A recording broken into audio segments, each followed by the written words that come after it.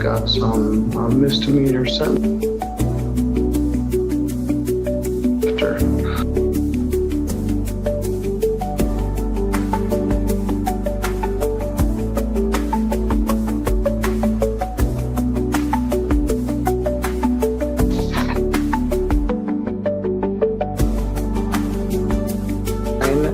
.30, 9:45, and then we have 10:30 sentence and two 11 o'clock sentences, one domestic violence and two drinking driving cases.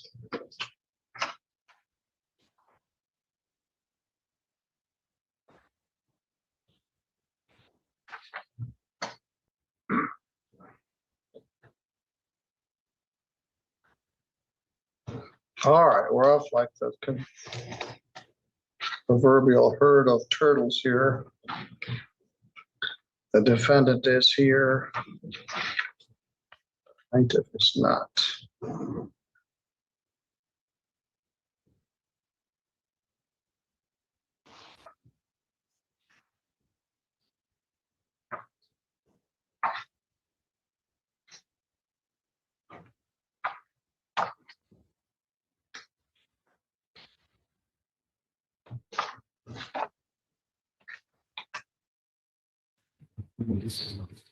Nobody rise. You're right.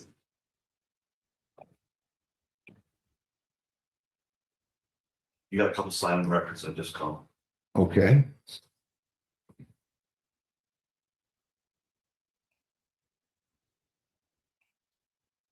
Harlock Holdings versus Benicia Yarbrough and all occupants, 2600686. Good morning, Your Honor. Randy Levasseur, P41712, appearing on behalf of plaintiff. Right, all right, Benicia Yarbrough, you need to start your video and unmute, please.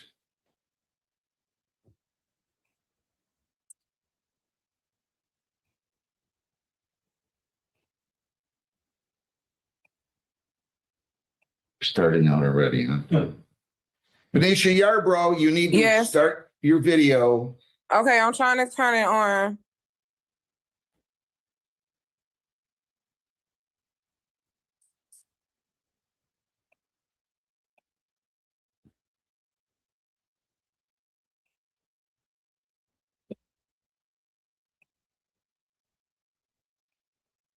Start your video, bottom left-hand corner of your screen, please.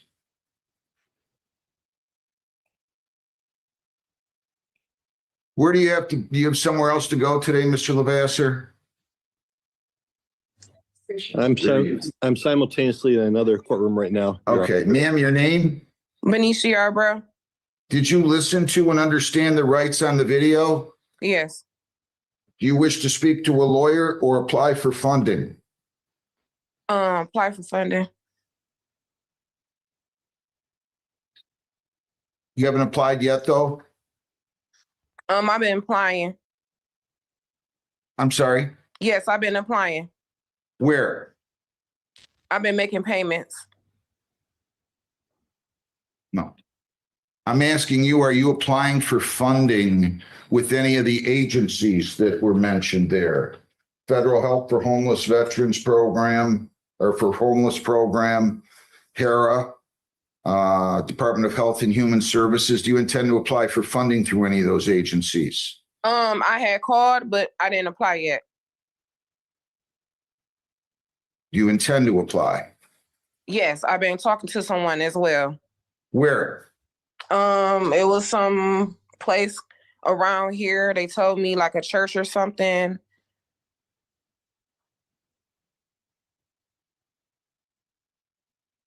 How much is owed on this, Mr. Levasseur? Just tell me the total amount right now.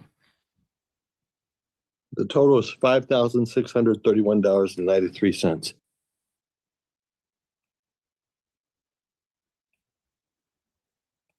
Did you listen to the agencies in the video that they talked about applying for funding with? Yes, but I also was calling at the time then before I even seen the videos. All right, I want you to understand my question. Do you intend to apply for funding through any of the agencies mentioned on the video? No, sir.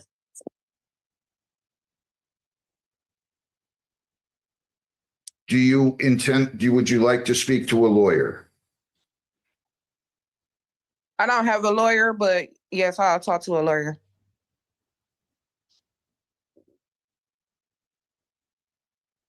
I'm going to adjourn this 2 weeks. If defendant applies for funding, you have to provide us with proof of that within 5 days. You have to bring it up to the court. We will give you the number of Lakeshore. We're going to adjourn this 2 weeks, Linda or Jennifer, whoever's on this. March give me- 16th at 10:15. March 16th at 10:15. So I want to make sure you understand, if you apply for funding, you have to bring us proof up here that you've done so within 5 days. And they will tell you the number of the Lakeshore where you can call and seek advice from them. Okay? Okay, and I also have a question. If anything changed, I can still go by the payments that I have agreement with them. Say that again. I said, if anything changes, can I still go by the past of what I agree, make the payments with them? Do you guys have an agreement, Mr. Vassar? My understanding is that she has worked out a payment plan for every 2 weeks with her landlord, but she has not signed the conditional dismissal that we prepared. Was it Was sent it- to her? Was it sent to her? We provide to the landlord, we believe the landlord provided it to her. Do you have a conditional dismissal? Ms. Yarbrough, do you have a conditional dismissal? I don't know if they sent it in the email. Was it sent in my email? Well, I don't know either, but you need to check with your landlord this morning. Oh, Okay? okay. In And 2 weeks, we should be able to be done with this, one way or the other, okay? yes, and I also have another question. Okay, The total of that's partially was not half from me. That was half from when I was on Section 8, and I've been trying to get a hold to them. well, you better get on the horn with them today, okay? Okay, yeah, because I've been trying to get a hold to them ever since then, because it's been going on for a while. Okay, so you need to call them today and check it out and see what you can do to get them moving on it, all right? Okay, Good luck. We'll see you on the 16th. okay, thank Thank you. you. Owners Management versus Robert Turner and Amber Wilcox, 2600688. Morning, Your Honor. Attorney David Lechner, P number 67994 on behalf of plaintiff. Good morning. Is Robert Turner or Amber Wilcox out there anywhere, Linda? No, Your Honor, we don't have them checked in. Well, this was scheduled for 8:30, and I give everybody 15 minutes. You can go ahead and take your default, Mr. Lechner. Thank you, Your Honor. This was a complaint for possession for cause. So we would ask for a default judgment granting possession to owners management with a writ date of March 12th. Okay.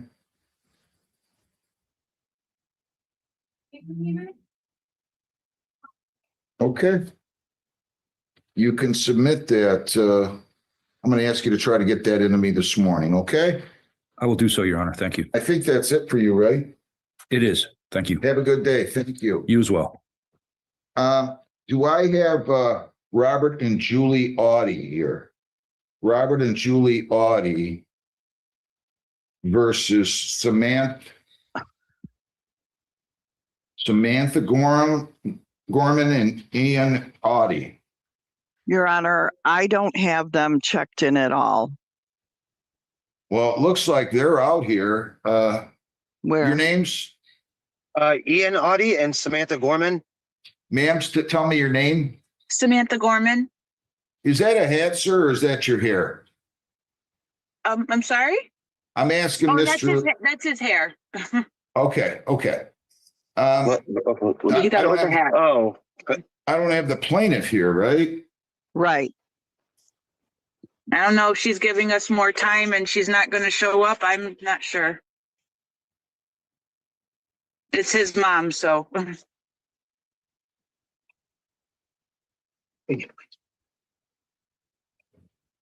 Well, I don't know. It's bad enough we got to chase around lawyers. They didn't show up. Case dismissed without prejudice. They can bring it again. Have a good day. Thank you. Okay, Thank you. thank you. Thank you, Your Honor.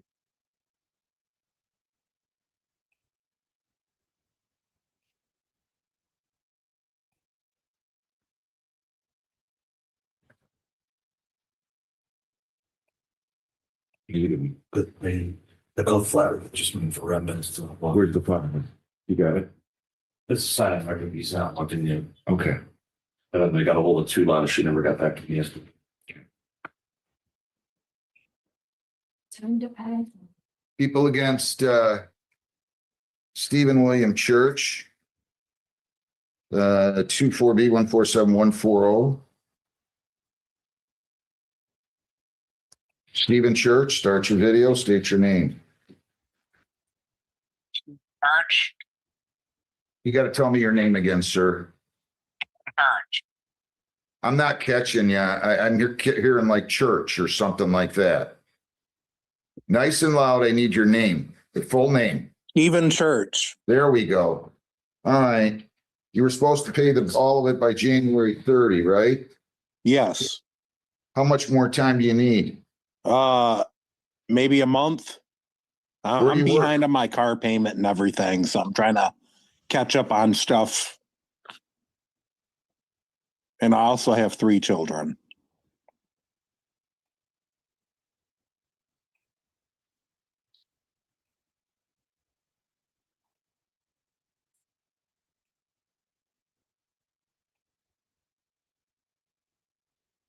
All right. You've been on probation for roughly 14 months, right? Yes.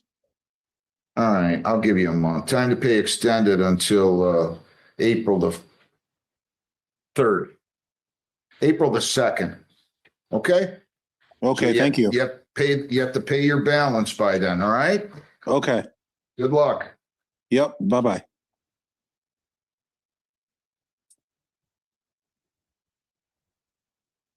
David Allen Powell, 26F703461.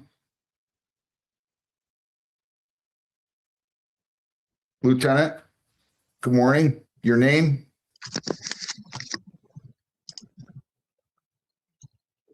Good morning, Your Honor. Detective Lieutenant Chris Rembez, City of Flat Rock Police Department. Raise your right hand. You solemnly swear affirm under penalties of perjury that the testimony you'll give in these proceedings will be the whole truth, so help you God. Yes, I do. Okay, you can go ahead.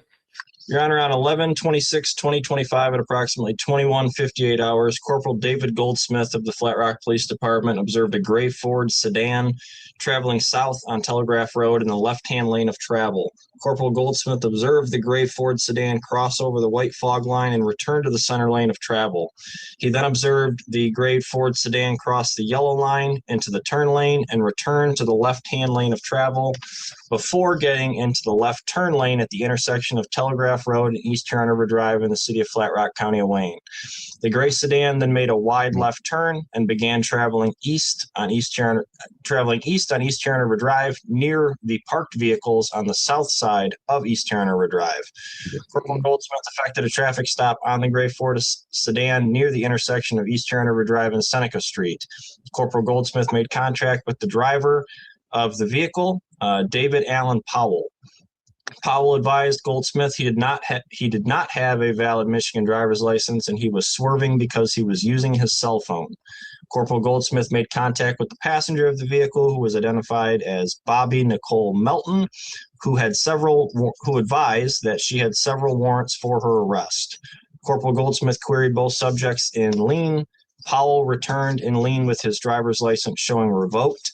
Melton returned with several warrants out of several jurisdictions. Corporal Dane Hunter, also of the Flat Rock Police Department, who arrived on scene to assist, requested Melton step out of the vehicle as she was being detained on her warrants.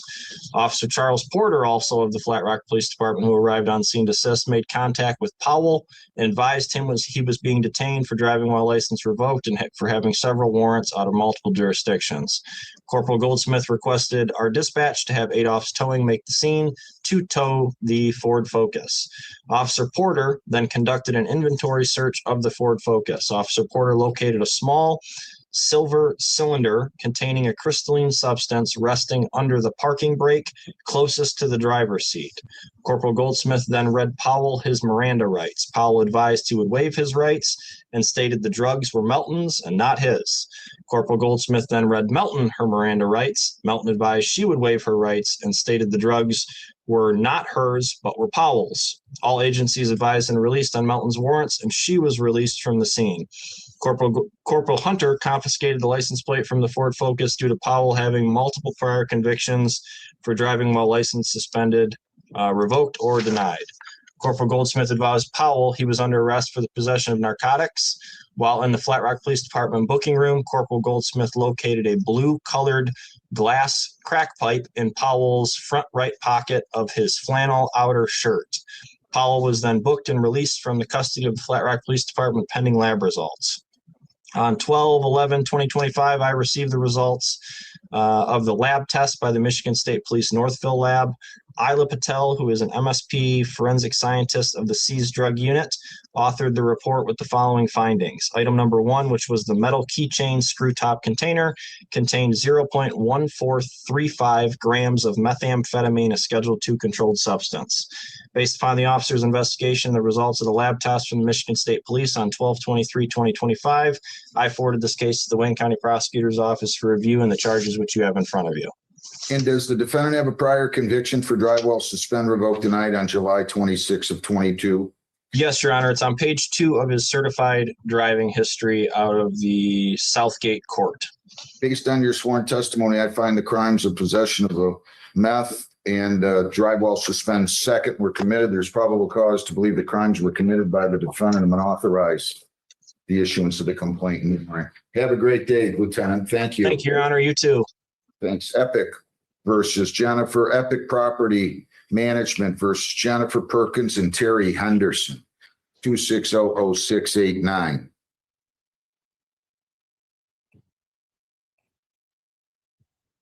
Your Honor, I don't see any defendants here for that case. Mr. Ingram, start your video. State your name, please.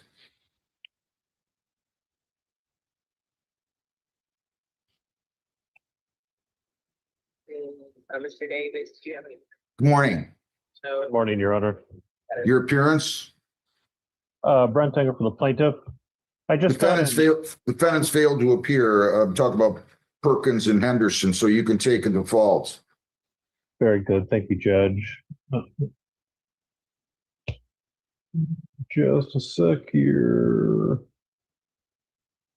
Okay, so right now what I am showing is $4,182, and that's just rent. There is one $50 late fee.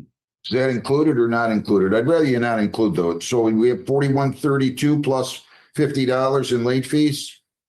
Well, no, Judge, I actually separated them for you this time.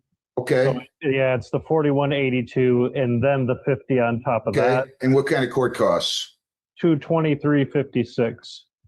So the total should be $44.55 and 56 cents, if I did my math right. Your Honor, we did just have an iPhone call in. I don't know if you want me to see who that is. Who's on the iPhone? You have to identify yourself. Start your video, state your name, please, on the iPhone. It just says iPhone on there. Telling you guys, I'm getting done with doing all of these by Zoom.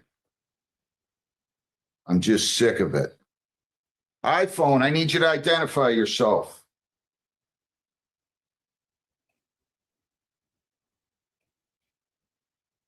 All right, well, I don't know what to tell them. They're not here as far as I'm concerned. Default judgment's entered. Writ date will be on the 12th of March. Very good. Thank you, Your Honor.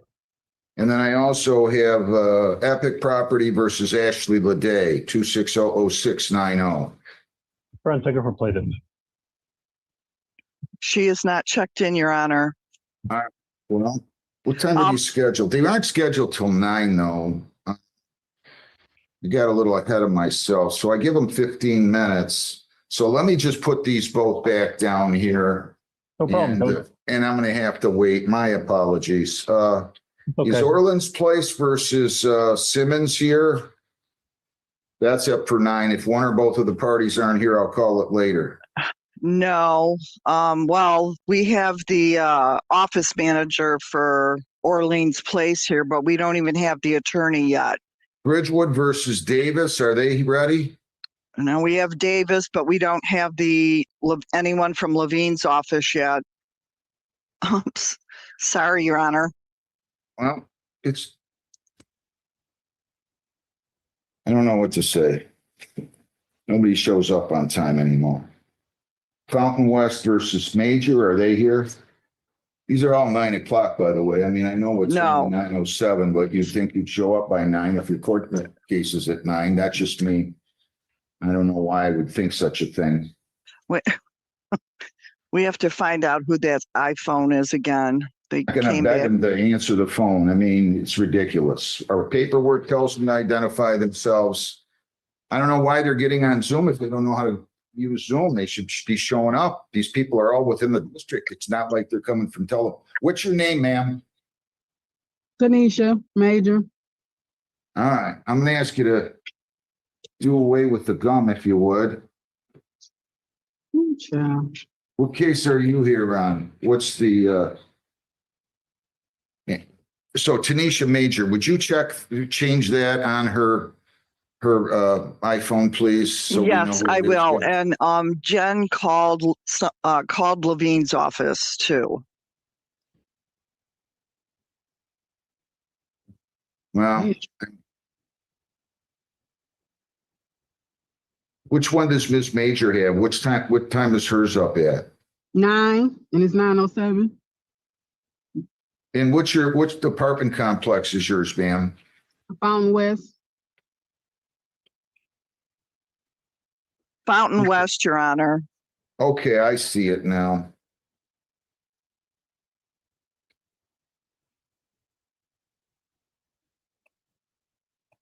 Okay, well. Krista, can you call Mr. Levine's office? I'd really like to get going on these this morning, please.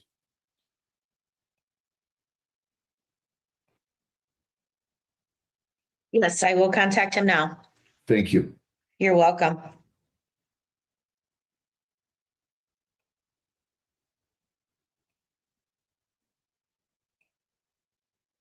Is Detective Tula's out there by chance on No. signing on records?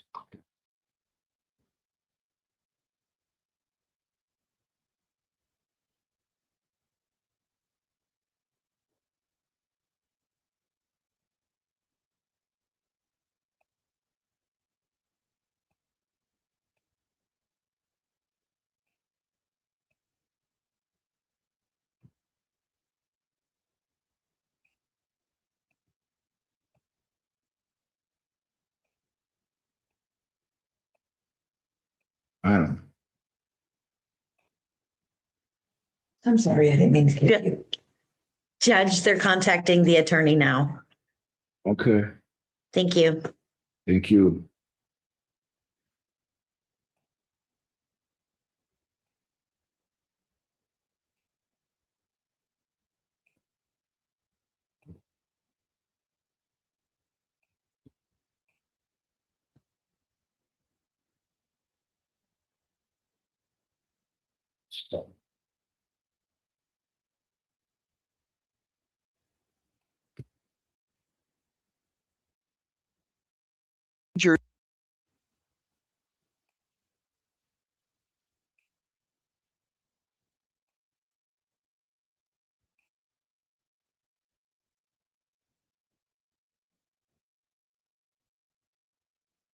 All right. Your Epic Honor, Property. someone from Levine's office just checked in. I just brought him in. I'm going to take this Epic Property versus Jennifer Perkins and Terry Henderson, 2600689. All right, Mr. Ingram, your name again? Brent Ticker for the plaintiff for the record. Your Honor, hello again. Was it 4182 past due rent? That's correct, Your Honor, and there was the $50 late fee on top of that. And then the 223.56 in court costs. That's right, Judge. Total is 445556. Defendants failed to appear. Default judgments entered. Writ date will be March the 12th.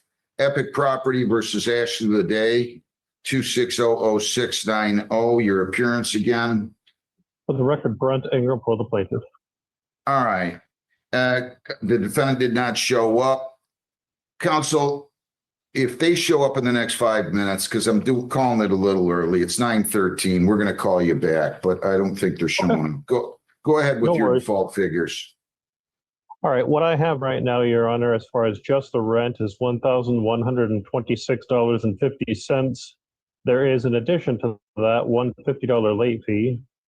And then there is court cost of $184.17, bringing the redemptive total to $1,361.07. And that would have a March 12th, 2026 pay or vacate date. I thought you said it was 1,126.50 in past due rent.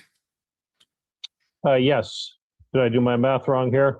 Well, it would be 67 cents, right? You got 184.17. Yeah, you're right. Apologize, Judge. Thank you for catching that. So 1126, 1176, 1276, 1356, 1360. Should be 1360.67. You're right, Judge.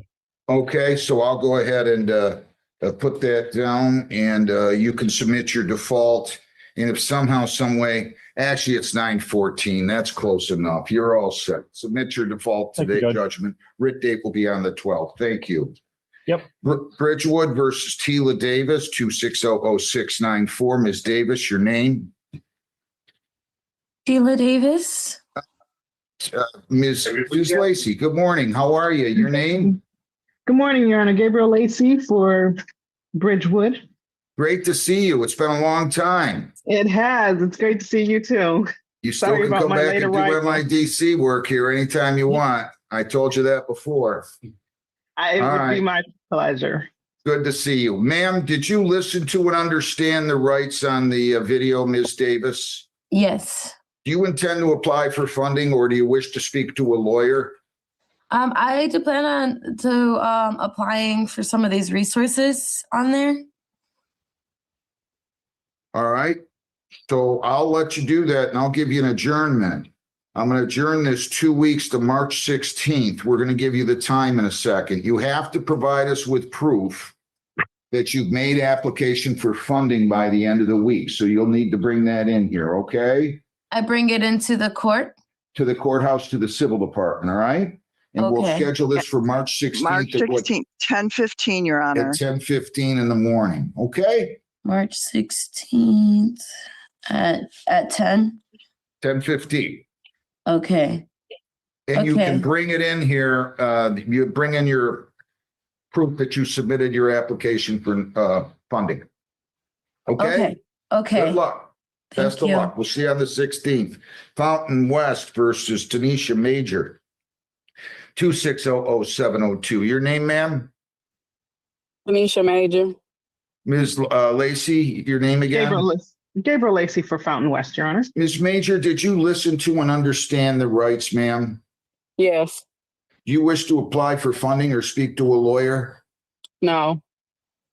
Ms. Lacey, you don't have to give me a breakdown. I'm going to ask you to give me a breakdown by rent, late fees, and then the court costs. You can combine all the court costs, including statutory attorney fees. But right now, how much is owed? Right now, the total balance is $2,651.82. All right. Do you agree that you owe that amount, and are you going to be able to pay that, Ms. Major? Not today.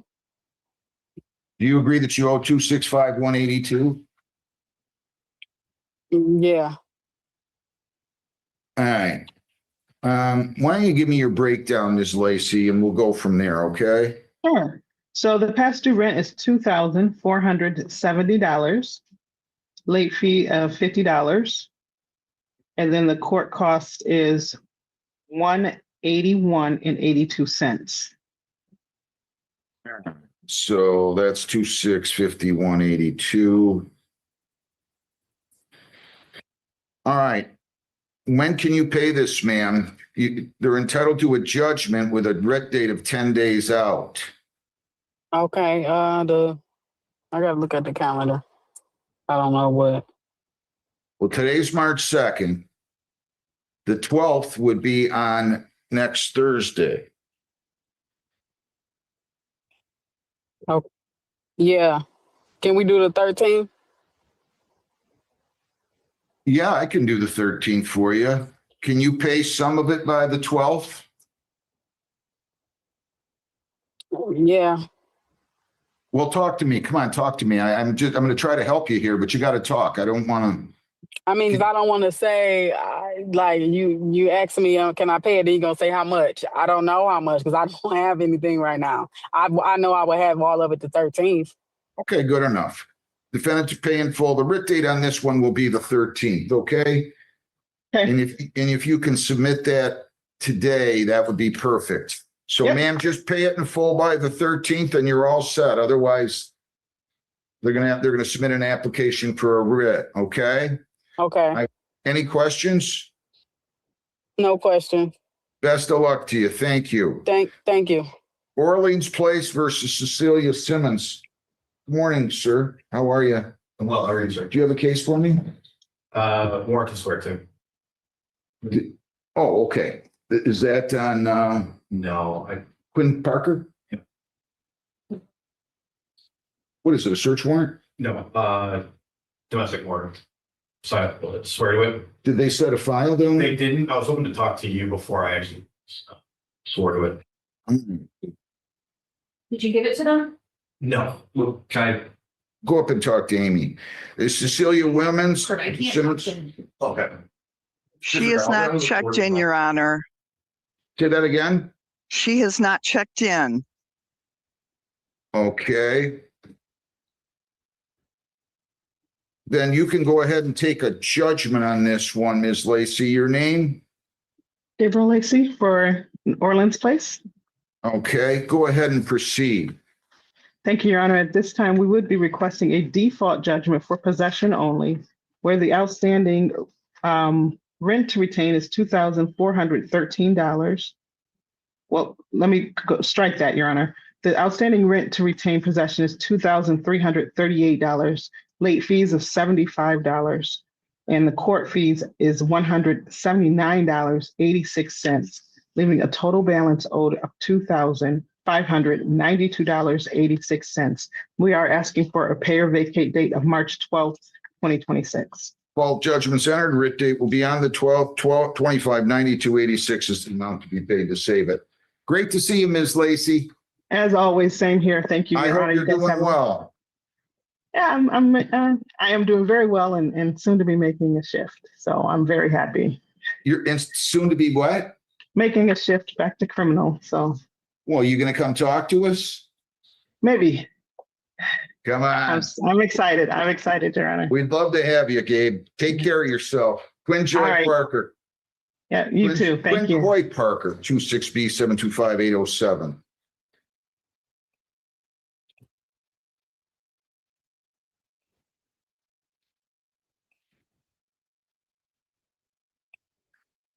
All right. Good morning, Detective. Your name? Good morning, Judge. Detective Crystal Tulas, Brownstown Police Department. Raise your right hand. You solemnly swear or affirm under penalties of perjury that the testimony you will give in these proceedings will be the whole true self you got. I do, Your Honor. Okay, go ahead. Your Honor, on November 18th of 2023 at approximately 4:11 a.m., while in fully marked patrol unit 1821, Officer Bilecki was dispatched to the Sunoco gas station located at 21980 Sibley Road in Brownstown regarding two males in a tan Cadillac Escalade harassing customers. An area search was unsuccessful and officers determined that this is a suspicious vehicle and individuals were gone on arrival.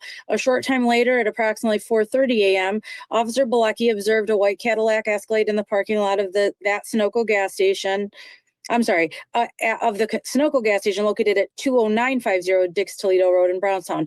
As Officer Bilecki entered the business lot, the Escalade exited the lot onto northbound Dix Toledo. Officer Bilecki observed through the windshield of the defendant's vehicle that the Escalade was occupied by two individuals and that the front driver's side window was illegally tinted. Officer Bilecki followed the Escalade onto northbound Dix Toledo Road and observed the vehicle drift right of the fog line on 2 occasions. The Escalade then continued north on Dix Toledo Road until turning southbound onto the southbound I-75 entrance ramp. At that time, Officer Bilecki activated his emergency lights with the intention of performing a traffic stop on the vehicle for the window tint and improper lane use violations. Upon observing that the vehicle was not pulling over to the right, Officer Bilecki also activated his emergency sirens and body-worn camera and advised dispatch that the vehicle appeared to be fleeing. At the time of the pursuit began, Officer Bilecki was in Class B uniform operating a black-colored Chevrolet Tahoe patrol vehicle with black and white reflective Brownstown police graphics, which is also equipped with blue and white emergency lights on the front, rear, and sides of the vehicle and an emergency siren. The vehicle continued southbound on I-75 in a posted 70-mile-an-hour zone until exiting on to eastbound Gibraltar Road, posted 45-mile-an-hour zone, and turning southbound onto Fort Street, posted 45-mile-an-hour zone. In Brownstown and 35-mile-per-hour zone in Rockwood. At that time, the vehicle had entered a neighborhood eastbound on German before traveling through several alleyways. The pursuit reached documented speeds of between 40 and 50 miles per hour in the 25-mile-per-hour residential area. The defendant drove onto westbound Huron River Drive from southbound Lamont. Once on westbound Huron River Drive, the vehicle turned southbound onto Fort Street. From southbound Fort Street, the vehicle turned eastbound onto South Huron River Drive. While traveling eastbound on South Huron River Drive, Officer Waterworth in Unit 1813 reported observing an object getting thrown out of the passenger side window of the vehicle. The vehicle continued eastbound on South Huron River Drive until turning south at the dead end onto the U.S. Turnpike. While southbound on the U.S. Turnpike, the vehicle turned eastbound on a Strong before turning southbound on a Trombley. The vehicle continued on Trombley before turning back northbound on a North Dixie Highway. The vehicle turned westbound from the U.S. Turnpike back onto South Huron River Drive and continued westbound until entering northbound I-75 again. The vehicle continued northbound on I-75, exiting onto westbound Michigan Avenue. From Michigan Avenue, the vehicle entered on a northbound I-94 before quickly exiting onto Livernois. From Livernois, the vehicle turned eastbound onto Horatio and southbound onto Hammond before turning westbound onto Buchanan Street towards Livernois. From westbound Buchanan, the vehicle crossed Livernois into a parking lot before continuing westbound on Morton Street. While westbound on Morton Street near Gilbert, Officer Bilecki began to notice that the vehicle appeared to be having mechanical issues. The vehicle continued westbound on Morton at slow speeds until reaching a dead end and attempting to turn northbound down an alleyway with a steep approach angle. Speeds during this pursuit ranged from 10 to 100 miles an hour in clear to light traffic conditions on dry road. The log of the pursuit and directions were documented in CAD by the Brownstown dispatchers. Officers Waterworth and Fox also assisted and were in fully marked patrol vehicles and Class B uniforms during the pursuit. As the vehicle was entering the alleyway, Officer Bilecki observed a white male in an orange hoodie-style jacket begin to exit headfirst out the front passenger window of the vehicle. He ordered the unknown man onto the ground and observed him begin fleeing northbound down the alleyway. Officer Bilecki approached the driver's side of the vehicle, anticipating the driver to exit out the driver's side door. However, soon realized that the driver had hopped over to the passenger side and was getting out the passenger side window. Officer Bilecki observed a white male in a dark jacket and blue jeans, later identified as Quinn Parker,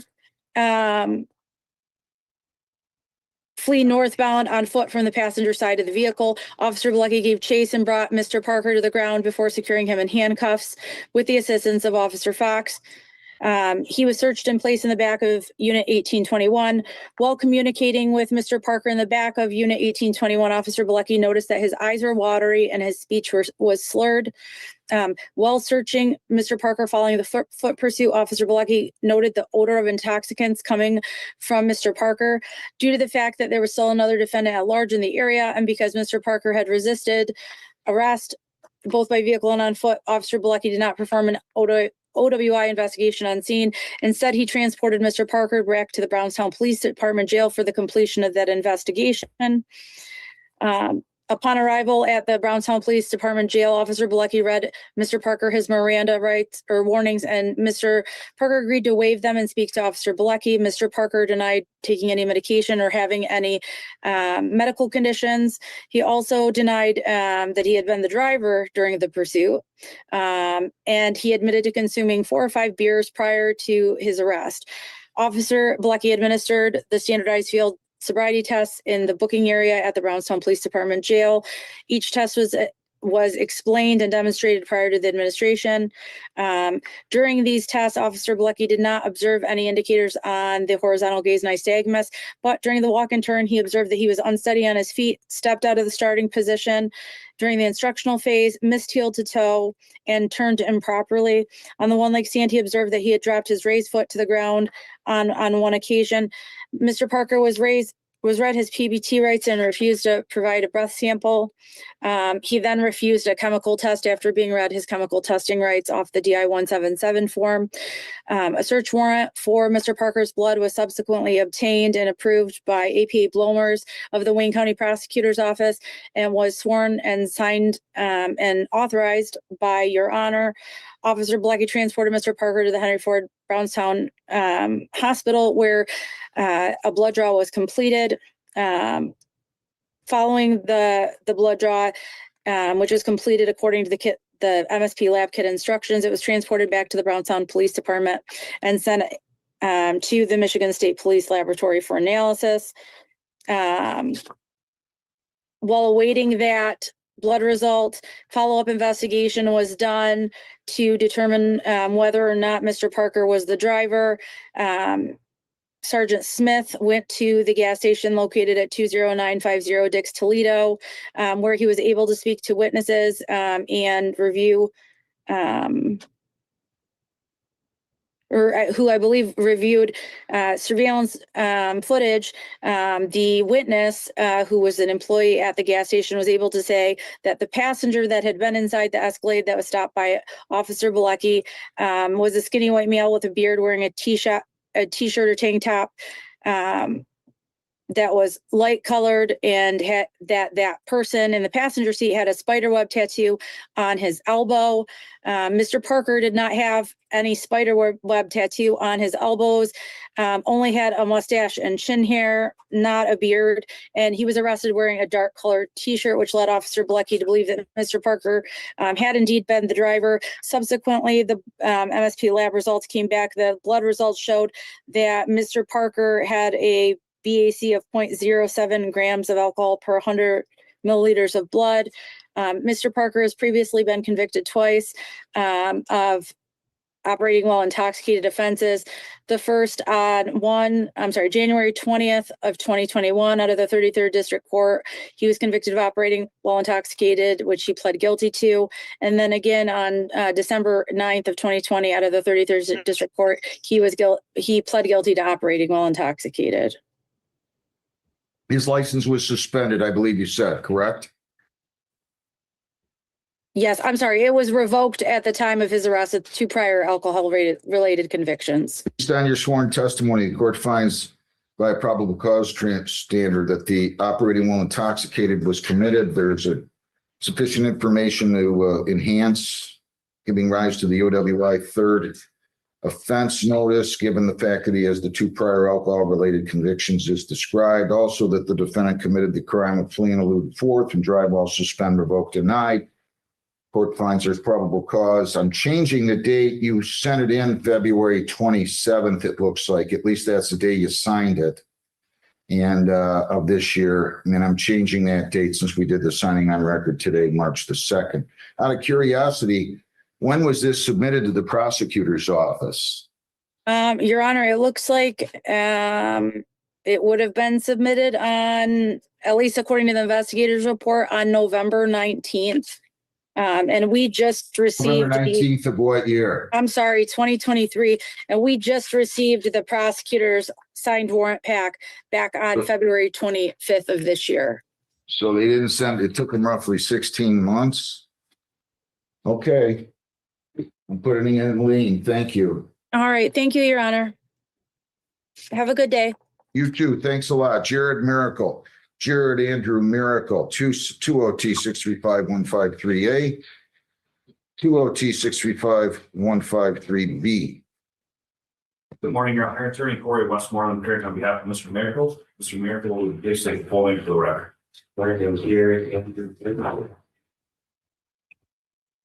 To what do we owe this in favoring with us with his presence today on a case out of 2019?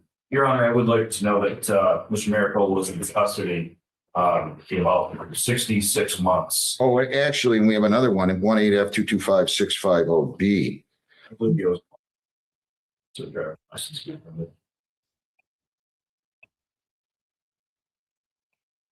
Did you have proof that he was in custody for 66 months?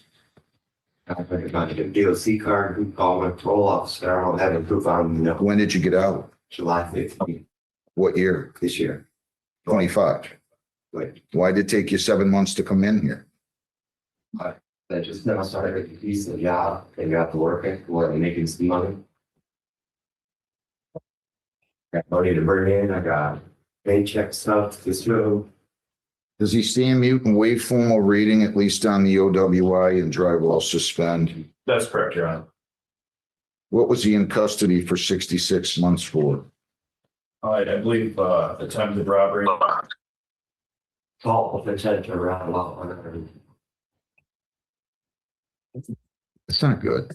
I was getting bad life. Pretty sure last time I think you told me I would end up going to jail for a lot sooner or later. Well, I mean, I wasn't wrong, was I? No, but it saved my life though. What's that? It did save my life though.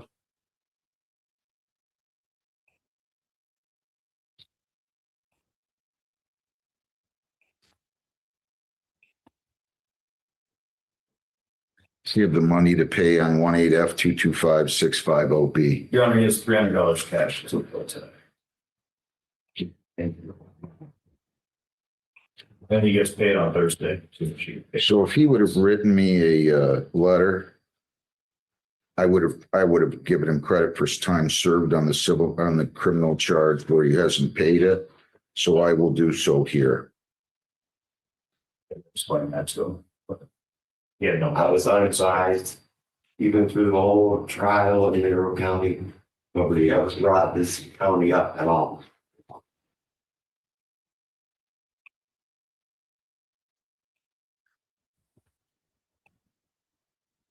I don't know why they would have been worried about this case when you were facing robbery unearned. Okay. Well, I mean, I've been talking about the drive while suspended that you owed money out. How many drunk drivings have you had? I definitely already got it. I driving was suspended. And they're all before the permission.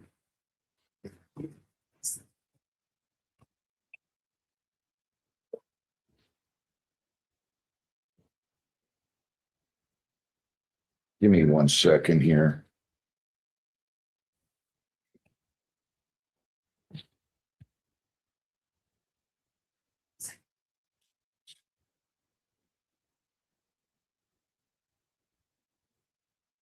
$3,010%, no contact with prosecution witnesses, no alcohol, no marijuana, no illegal drugs. You cannot leave the state without the consent of the court or violate a law. You must appear in court as directed. I will give you a pretrial date. Pretrial date will be March the 26th at 10:45 a.m. Where do you work? Metro Gaming. If you can't afford your own lawyer, then you fill out a protection. yeah, okay, good enough. So I'll look at that and I'll determine whether or not I'm going to appoint you a lawyer. Do you understand? Don't play this game with me. Not showing up. Do we understand? I'm sure I'm a changed man.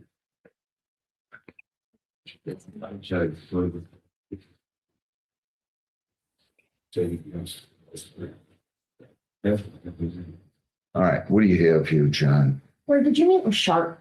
So you're gonna go down the hall, sir? You are going to get your notice. And we'll go from there, okay? Thank you, Your Honor. Thanks a lot. Oh, I'm sorry, John, this one too. Are you ready to go on this? Put it up there. Adam Samaj Amistad Carlisle, 26B 722-447. Is this yours? No, sir. Adam Carlisle. Yeah, Oh, it's not, I'm sorry. Your Honor. that's all right. Okay, your name? Sergeant Eric Mott. All right, stop this. Okay, Sergeant, raise your right hand. You solemnly swear affirmative penalties of perjury that the testimony you'll give in these proceedings will be the whole true self you got. I do. Okay, go ahead. On October 6, 2022, approximately 16 hours, I, Officer Mott, was dispatched to the lobby of the Brownstown Police Department for a walking domestic violence complaint. The venue for this incident is 22237 Armstrong Avenue, Brownstown Township, Wayne County, Michigan. The incident occurred on October 1st, 2022, at an unknown time. The victim of this incident is Emily Ferguson, a white female born 8/16/1999. She resides at 17652 Harlan Street in Melvindale. Suspect is Adam Carlisle, black male, 12498, and the 22237 Armstrong Ave, Brownstown. Ferguson and Carlisle were in a former intimate dating relationship for 4 years. They had no children in common, and they used to reside in the same household. I interviewed Ferguson in our lobby, and she stated on Saturday, October 1st, 2022, she was physically assaulted by her ex-boyfriend, Carlisle, at his residence. Ferguson stated they were. Why did she come into the police department? She came to the police department in October. The incident occurred on October 1st. She came in on October 6th. Of 22? Yes, sir. So why is this taking so long? So I only discovered that this warrant was in PBK about a week ago. I was doing an audit. What's PBK? The Wayne County prosecutors, where you submit your cases. You submit them online It through. looks like they approved it on December 17th of They did. 22. They did. I did not discover that this was a Okay. warrant Okay. until a All week right, ago. go ahead. Ferguson stated that they were arguing about ongoing person-marriage relationship when he, Carlisle, grabbed and body slammed her onto a couch. After doing this, Ferguson stated Carlisle grabbed her by her ankles and pulled her off of the couch. Ferguson stated Carlisle then started to throw boxes and dresser drawers at her. Some of these dresser drawers and boxes did strike her, causing injuries to her body. After the assault, Ferguson stated she went upstairs to get Carlisle's cousin so he could be in the room with Carlisle and herself. Instead of doing that, Carlisle and his cousin left the residence. Ferguson then took this time to collect her belongings and her animals, and she left the residence. Ferguson stated she was initially reluctant to report this assault, but after speaking with her family, she wished to file a police report. I attempted to contact the suspect Carlisle by phone twice in regards to this incident, and he did not respond to my phone calls. The victim sustained several injuries to her person because of this incident. These injuries include bruising to her right bicep and tricep, her back, and her left side. Ferguson also reported to me that she had injuries to her groin area. However, I did not observe these while I was speaking with her. I took pictures of visible injuries to Ferguson, and the pictures were saved to a DVD. Ferguson also took pictures of herself on the day of the assault. She emailed those to me, and I attached them to the DVD as well. Carlisle was run through lean, and he was found to have no criminal history. All right, based on your sworn testimony, I find the crime of domestic violence was committed. There's probable cause to believe the defendant committed the crime. I'm going to put down an interim bond of 200. I think in fairness, though, that you should at least call and leave a message for him and tell him that he should surrender himself, that a warrant's been issued on this. Okay? Yes, sir. Have a great day. Thank you. All right. Baldwin House versus Donald Simons, 2600699. Good morning, Mr. Butchart. Good morning, Your Honor. Brian Butchart, P66250 for the plaintiff. Is Donald Simons here? Linda. I have not had him check in. He's supposed to. Let's go on to James Edwards. Is James Edwards here? So he should be at 0. No, he did not check in either, Your Honor. Okay. Is anybody here? Give me 1 second, Mr. Butchart. Peninsula Ridge versus Jody Jackson. She's here. I'm going to give everybody 15 minutes. You're close. I'm going to do this one and I'll come back to you. Thank you. Peninsula Ridge versus Jody Jackson, 2600705. Ma'am, you have to start your video. Tell me your name or your name. Jody Jackson. Good morning, Mr. Ingram. Brent Ticker for plaintiff. Hello again, Your Honor. Did you listen to and understand the rights on the video? Yes. Did you wish to speak to a lawyer or apply for funding? I've already applied for funding and I do not wish to speak to a lawyer. Okay, who'd you apply for funding with? Through the SCR, State Emergency Relief through the state of Michigan. We're gonna adjourn this to March the 16th at 10:15, Linda. Yes, Your Honor. And you have to provide us with proof that you did that within 5 days, okay? Yes, sir. So bring it up here if you would. Okay, and then I'll have another hearing on March 16th. Correct. Okay, will do. And then you'll find out from them in the interim why or whether or not you got funding, okay? Thank you so much. Have a good day. Good luck. Thank you. I think that's it for you, right, Mr. Ingram? I do actually have two other 930s with Red Hawk. There's Taylor. Okay, and I'm going to do the Hughes. Baldwin House ones, and then I'll come back on those. How's that? Baldwin good, House versus Donald Simons, 2600699. Close enough. Time you get done here, it'll be 9:44. You can go ahead, Mr. Butchart. Thank you, Your Honor. Again, Brian Butchart, P66250 for the plaintiff. Your Honor, at this time, plaintiff is requesting entry of a default judgment for possession only. Amount of rent to retain possession is $2,078. We have court costs of $178.54, bringing the total to $2,256.54. Those numbers do include, of course, the March rent and seeking a redemption date of March the 12th. Which were the late fees? Judge, no late fees on either of my cases today. Okay. 2,256.54 is the amount. Correct. Default judgment will enter in favor of the plaintiff and against the defendant. The writ date will be on the 12th of March of 26. Baldwin House, and for the record, it's 9:44. And this was scheduled for 9:30. Baldwin House versus James Edwards, 2600700. Will this be a default? Yes, Your Honor. For possession only, rent to retain is $1,137. We have court costs of $178.54. Total $1,315.54, seeking a writ date of March the 12th. All right. And I just need your appearance again. Sorry, Brian Butchart, P66250 for the plaintiff. Defendant failed to appear. Default judgment is entered. Writ date will be March the 12th of 26. The amount to be paid to save it from the issuance of the writ is $1315.56. Have a great day, Mr. Butchart. You as well, Judge. Good to see you. Red Hawk Landing versus Christian Dew, 2600706. Your name, ma'am? You have to unmute. Christian, do you? All right, Mr. Ingram, your appearance. Brent Ticker for the plaintiff. Ma'am, did you listen to and understand the rights? Yes. Do you intend to apply for funding or would you like to speak to a lawyer? Neither. We actually don't qualify for funding. All right. Mr. Ingram, why don't you tell me what is due here? Sure. As far as just rent, it's $6,578.73. That includes March. There then would be $170 late fee on top of that. And then there's court cost of $184.17. All right.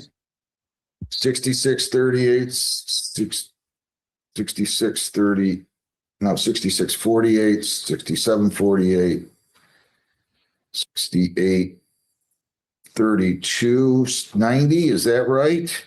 That's what I've got too, Judge. Default judgment. I'm sorry, ma'am. Can you pay this amount? So I did try to act on good faith on February the 11th to pay the January. Shauna DeCrisco, who's the leasing manager, is very well of our situation because I had been in the Mayo Clinic for the whole month of January. And I'm on long term. And 2 weeks after returning from the Mayo Clinic, my husband, who works for Lowe's Home Improvement, suffered an at-work injury that required immediate surgery.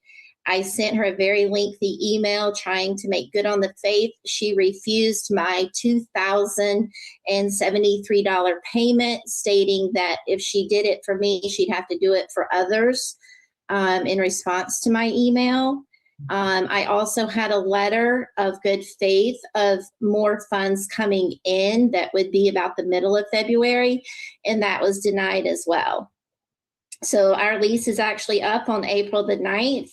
And if they take all of this money from us, we have no money to move anywhere else because unfortunately this has become our situation. I have reached out to multiple sources who state that we don't qualify for the income because we are not out on the street. We're not veterans. We don't have minor children in the home. And so let me ask you a question, ma'am. How much were you going to give her in February? At one point in January, you were going to give her $2,073, right? Yes.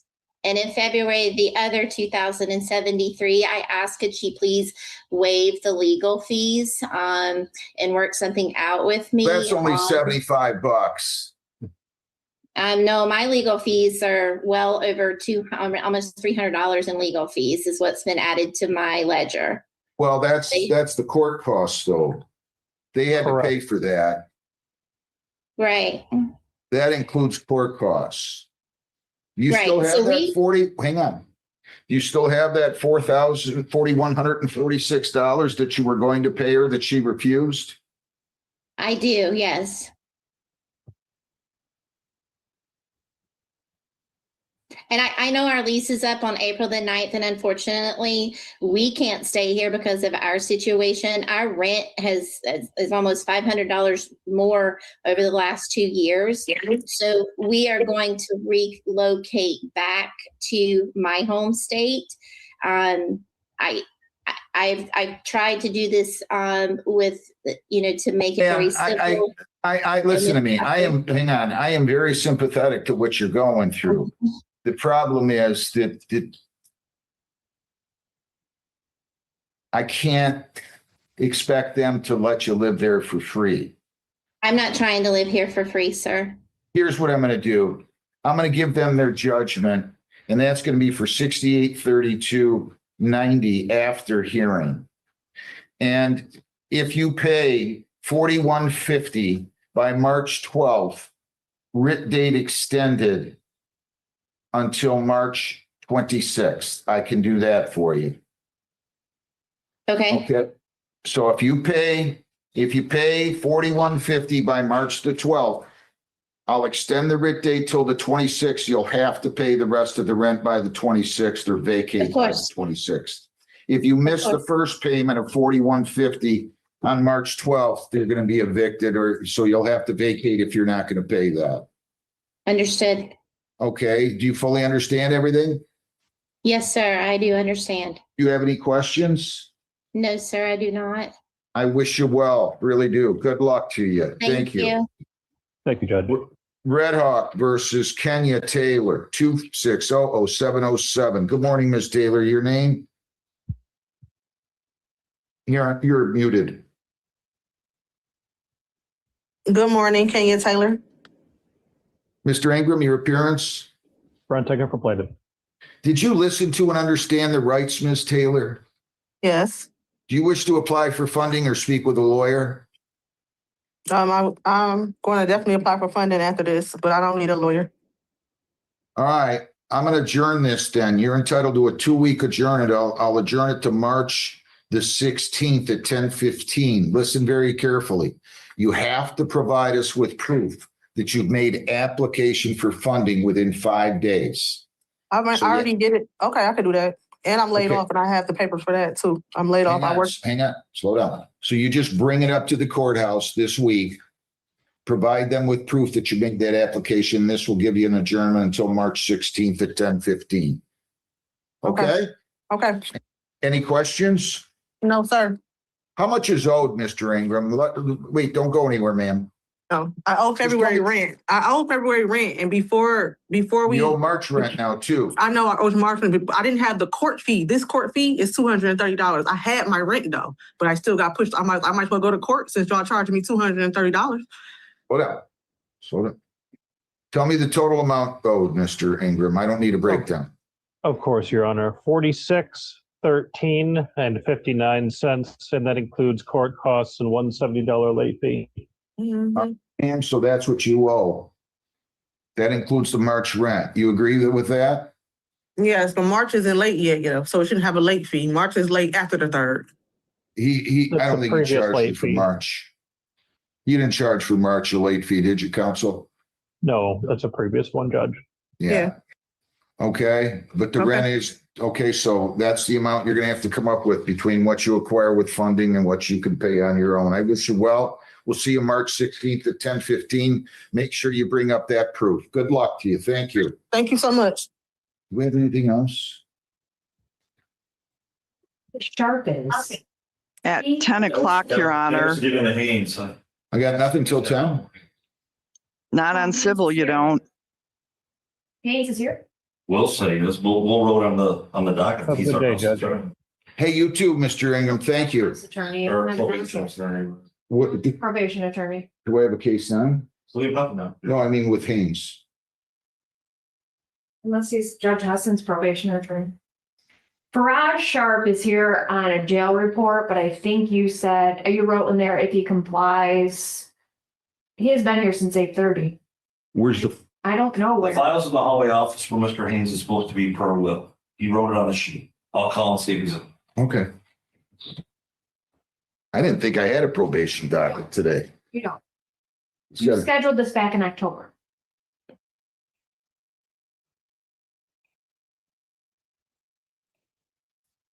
I don't know that he even needs a commitment, honestly. But yeah, I need to look at the file. Can somebody grab me the, All over it. No one's answering that phone. So obviously, must have been here. so I might see that he's done what he's supposed to do. Maybe. I think he's compliant. And yes, Judge, I don't know if you saw my head now. We did a summons on that. Did a what? Summons. Okay, yes, I did. Make it August. Miss August, did you get someone hired? No, when I came to Williams. Who'd you talk to? Speak up. Right, Kimber, Brian Garcia, he's pretty fine. Okay. So where are you on being able to get someone hired? I've been to 40. Are you working? Oh, no, no. I just currently lost my job like a week ago, but I'll be looking for a job to be on the ASAP. So you've been drinking alcohol? Why would you be doing that if you're on probation and you're not supposed to be? Because I slipped up yesterday and took a sip or something. You slipped up and weren't thinking. You've been on probation for a long time. Yes, right? And now you've got a motion to revoke your probation. And I'll let you out on bond. Right. Because I did that. Have a seat in the jury box while I think about this. Is there any way to get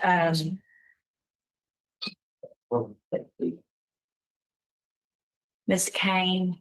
See if she's available. She is. Well, I just kind of want to know what. Let me do some more looking in a minute and then I'll see if I need somebody.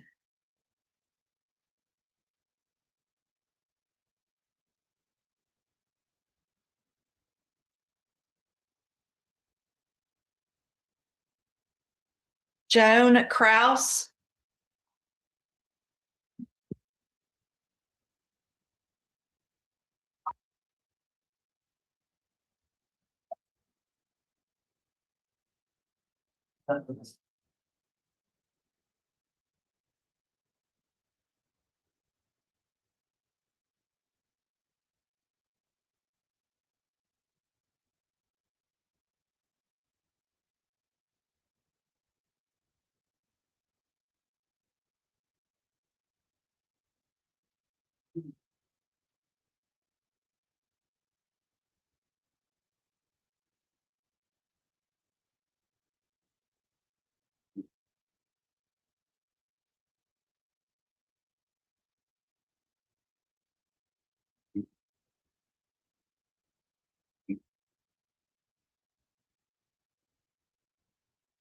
Good morning, you're Joan Krauss. Yes, ma'am. And Ms. Krauss, were you able to get a lawyer hired? Ma'am? Were you able to get a lawyer hired? No, but I was planning on it. I didn't know if y'all wanted me to use my court-appointed one or I didn't know how that worked. So have you been to court yet in front of me? It's Yeah, yes, but y'all told me to get 3 lawyers on a piece of paper. right. So when you were here last, I said, if you could hire a lawyer, get one hired. And if you were unable to, then to visit with at least 3. Did you do that? Yes, ma'am. So are you going to be able to afford, are you working? I'm retired. So if you're unable to afford an attorney, I can have you fill out some paperwork to see if you qualify for a court appointed lawyer. Do you want to do that or do you want to try to hire someone? Can you afford to hire an attorney? Yes. Okay, so I'm going to reset your case one more time. You need to get a lawyer hired before that next court date. Okay. Okay, if you'll come over in front of the clerk, she'll give you your reset notice.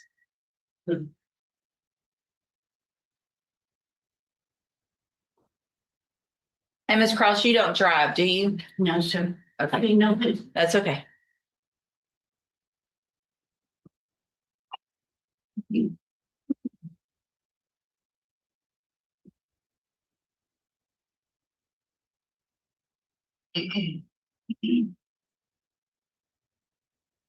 It's me, please.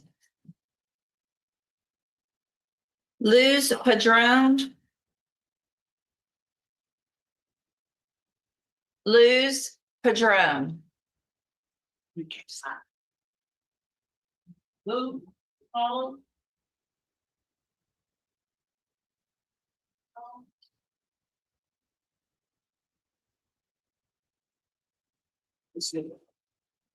Thank you.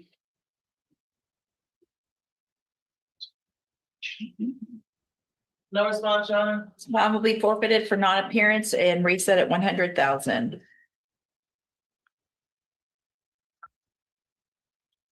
Brittany Davis.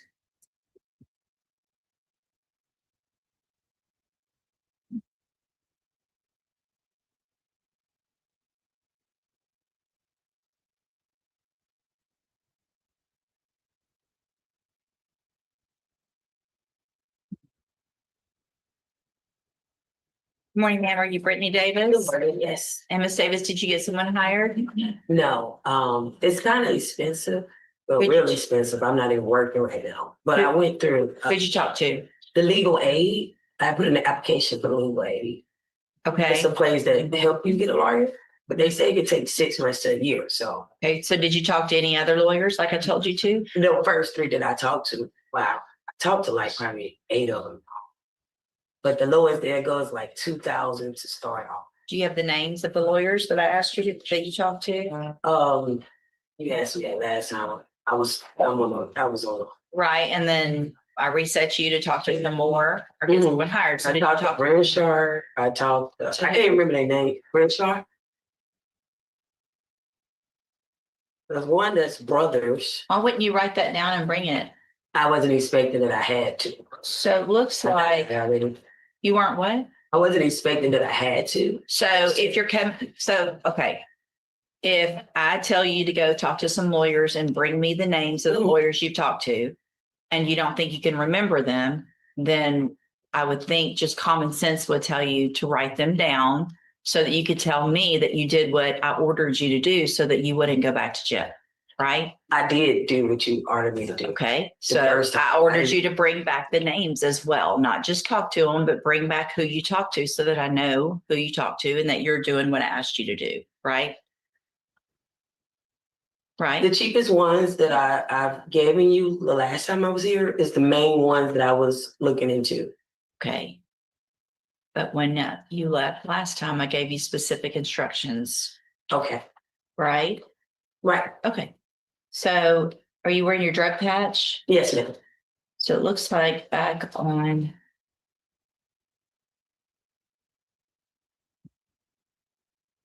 Second.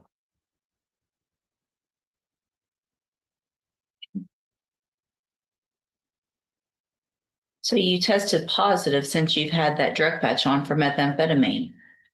What is that? Yep. What does that mean? I don't. What with the patch? Mm-hmm. Looks like you tested positive for methamphetamine, cocaine, and cocaine. Hold on. Let me print it out so I can read it better.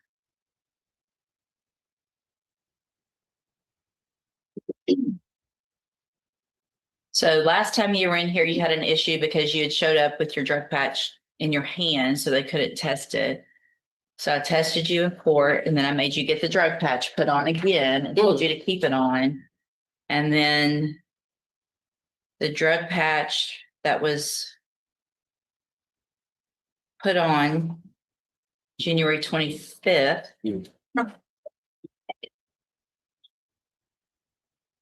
Which was the day before that court date. So you had one on, you had taken it in, you put it on, tested positive for methamphetamine and cocaine. Have a seat in the jury box. I'm going to have you tested this morning, and then I'll decide what to do.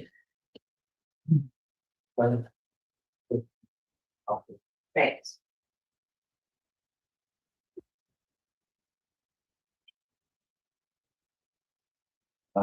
Actually, come on, ma'am. Come on back up here. I know what I'm going to do. So, Ms. Davis, obviously it is a violation of your bond conditions to use any illegal substances, right? And so you tested positive for cocaine and methamphetamine on that drug patch, in addition to in the past not having it on correctly, and you didn't do what I asked you to do or ordered you to do also here. So I'm going to raise your bond at this time for those violations to $100,000. You will keep your court-appointed attorney while you're in custody. They'll be out to see you, and we'll just see what we do with your case at that point. You can go back with the bailiff. Wow. Ma'am, come on back again. Oh, you want an example out of it? Let's see. I'll make an example out of anybody. Hang on. You want to stand here? You don't. You want to stand here and be disrespectful? No, I will make an example. In my situation, like I don't care what your I'm not situation. making no excuses. Okay. I take accountability. Right. So you tested positive for methamphetamine and cocaine. I don't know how to patch work, ma'am. I haven't been doing any drugs. Well, you did something. I don't know if that's like the patch pick up sweat. I don't know if that's like after the process or what, but I haven't been doing anything. All right, go back with the bailiff. John Richard.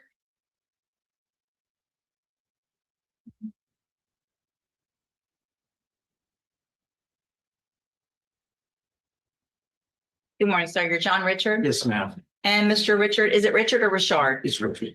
And Mr. Richard, this is your initial appearance and cause number 25 ECCR 0786. You are charged with, get it pulled up. The third-degree felony offense of failure to comply with sex offender registration requirements from April 30th of 2025. And since you've made bond in your case, have you had an opportunity to hire a lawyer? No, ma'am, I haven't.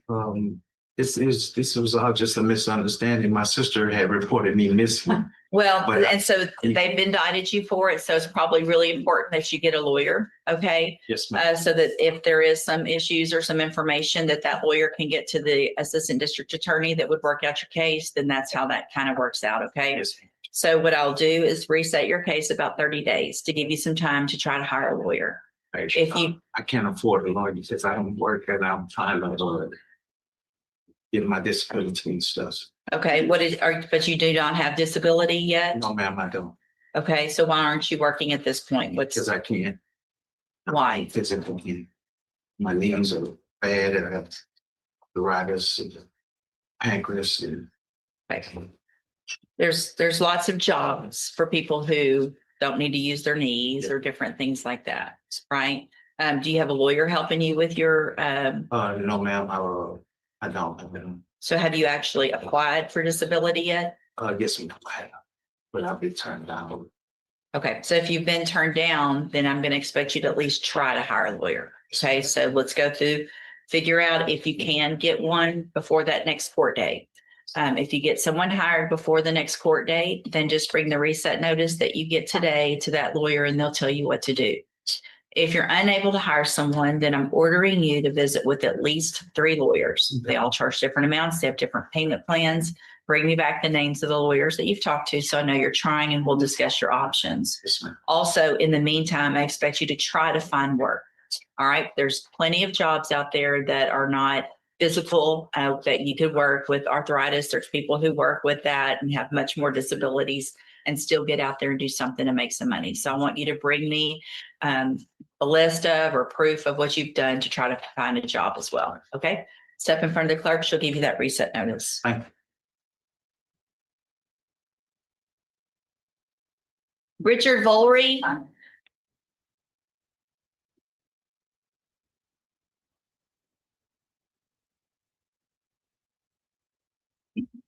Good morning, sir. You Richard Volry? And Mr. Volry, were you able to get someone hired? I knew it was. All right, did you talk to some lawyers? So, Who'd you talk to? Brittany Holmes, James Martin Aiken, Mr. Getz, Gertz, did you any Jeffries? Say the last one. Jeffries, Thomas Kelly, and Mr. Roebuck. Okay. And they signed on the bank. perfect. Thank you so much for doing what I asked you to do. Where are you on being able to maybe get someone hired? What do you mean I'm unable to because I'm on disability? So You are on and you receive disability. How much do you receive? Okay, so I'm going to find that you qualify for a court-appointed lawyer. Thank you for bringing that paperwork with you. If you'll step in front of the clerk, she will let you know who that lawyer is and give you your instructions on contacting them. Okay, thank you, sir. Step right over here. Tiana Hughes.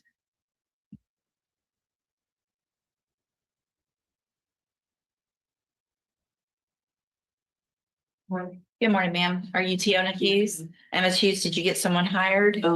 This Thursday I will, but I did speak with the. Speak up, please. This Thursday I will, but I have contract degree. Okay, who are you gonna hire? You're gonna hire somebody this week? Yeah, Leblanc, which is when. Okay. So what I'll do, thank you, Ms. Hughes. What I'll do is I'll do maybe like a 2-week reset.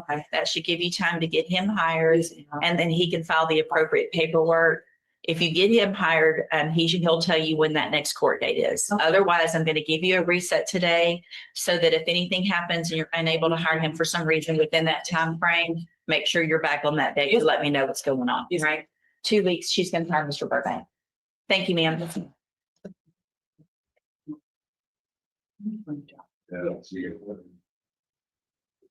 Mark Ramirez.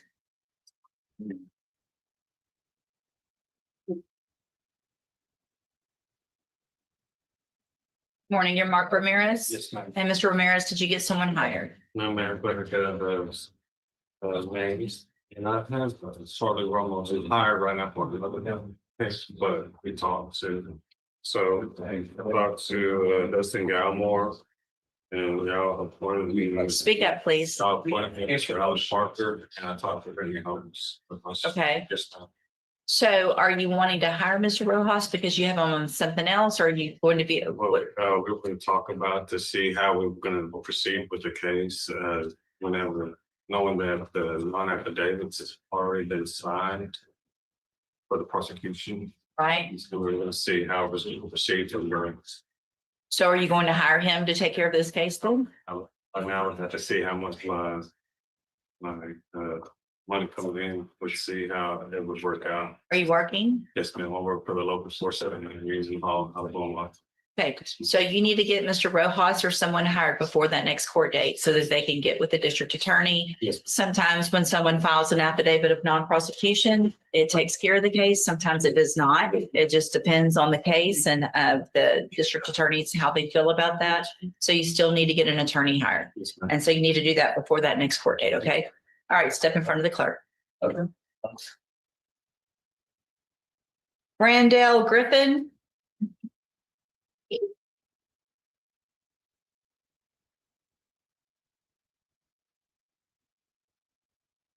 Good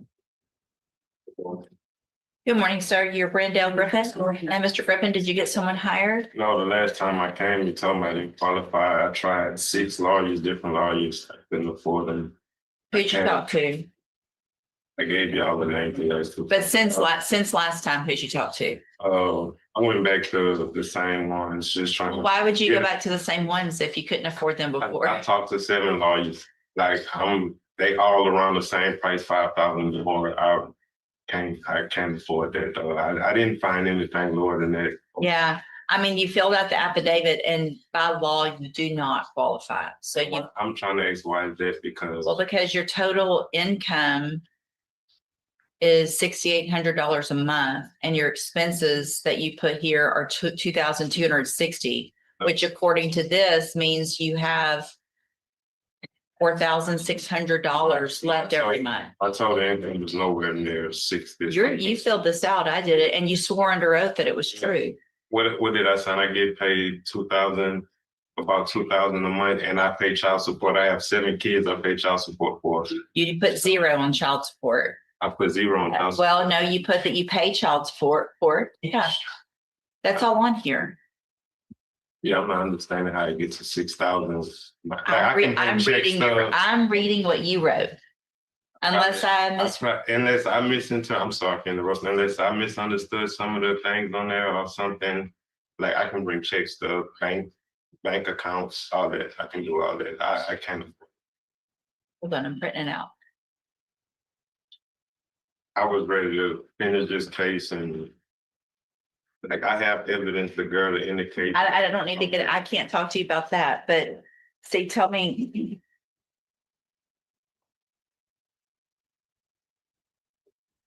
I mean, do you see the total on the left-hand column?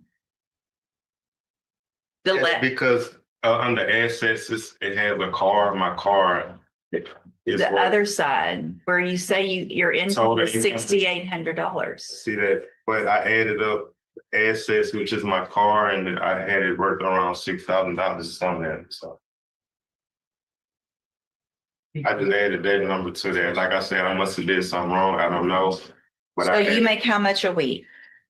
I make like 18 an hour. I get paid bi-weekly. My check be like 1,200, 1,300. So bi-weekly about 12 or 1,300. So total monthly is about 24. Okay. All right, so then based on that, you do qualify for a court-appointed lawyer. So I'm going to make that notation on here.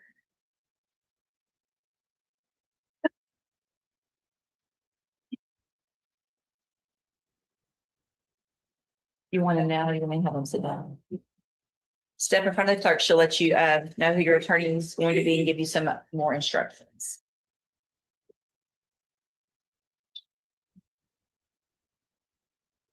Brad Tibido.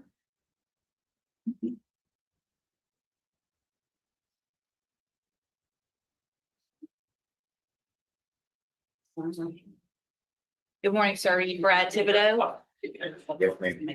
And this is your initial appearance, Mr. Tibido, in clause number 25, DCCR 0542. You're charged with the state jail felony offense of criminal mischief, impersonating public service from March 18th of 2025. Since you've made bond in your case, have you had an opportunity to try to hire a lawyer? Not impersonating, impairing or interrupting public communications, excuse me.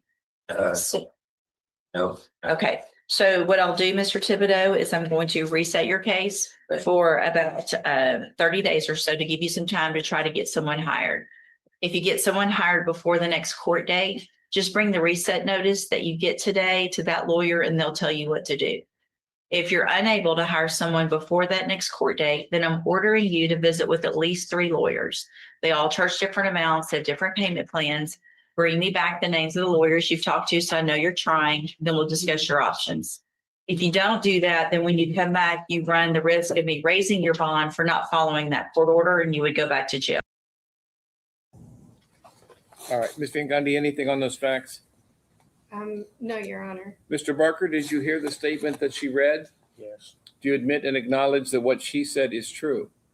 It's true. I'm sorry? Yes, sir, it's true. And again, you understand all the rights you're giving up by entering a plea of guilty, the rights we discussed. Yes, sir. What's your plea? Guilty. The court will make a finding that you've made a knowing, intelligent, and voluntary waiver of your constitutional rights that we've discussed. The court will accept your plea of guilty, and based upon the statement of facts in your plea, the court will make a finding of guilty. Mr. Barker, what we're going to do now is I'm going to order let's do a level 3 PSI. I'll order the PSI. I'm going to order you released today. My understanding is Montgomery County has a holder on you, correct? Yes, sir. All right. So I'm going to release you today on your own recognizance. And once you are released and picked up by Montgomery County and transported there, I'm going to have probation. I think if we leave the monitor, if you release him OR with a monitor requirement, that allows him to physically be released to go to Montgomery County, and then that will allow community corrections to put a holder that when he is released from Montgomery County, he can return here for the monitor. Okay, so again, there's no sense in me trying to put you on community control right now if in fact Montgomery County is going to place, because their charges are significantly more serious than this charge is. So there's no sense in me trying to do something and then just having to bring you back if they send you to prison. I don't know what's going to happen there. I mean, if you're found not guilty, then we'll bring you back here and sentence you then. Okay. You have any questions for me, sir? Yes, I do got a question. So if I'm going to Montgomery County today, right? Well, I don't control when you're going to go. Montgomery County will be notified that you're being released, and then they'll send one of their deputies down to pick you up from the Warren County jail and transport you to Montgomery County jail. Okay. If I bond out of Montgomery County, right, I come back here. Correct. But if I get released on probation here. Well, again, I really want to make sure that that Montgomery County, since their charge is significantly more serious, the allegation is more serious than this allegation, that we figure out what they're going to do first. Who's your judge up there? Do you know? Okay. All right. Any other questions for me? No, sir. Okay. Do you have a bond? You haven't even been arraigned up in Montgomery County. Is that correct? Okay. So you don't know. Okay. Let's go on that plan then, and I'll see you back here in a few weeks. Okay. All right, sir. Thank you. Thank you, Hunter. Just a logistical question. Are we doing the monitor? Yeah. Just release him OR with EMHA. Won't they just cut it off when he gets to Montgomery? No, they're not going to put it on. They actually It won't allows physically. them-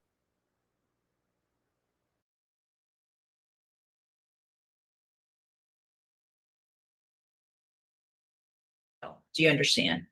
If you step in front of the clerk over here, she'll give you that reset notice. Fine.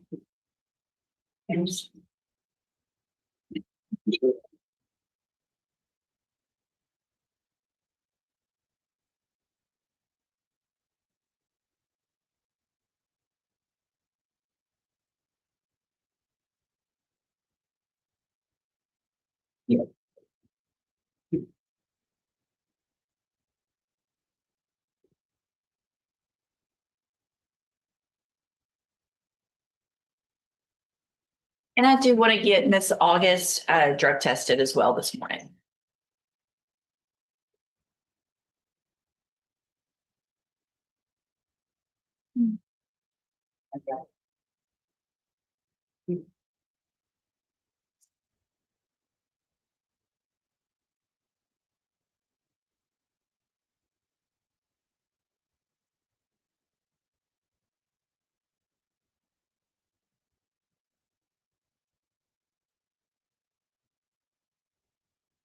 Printing a couple things over there, Anna.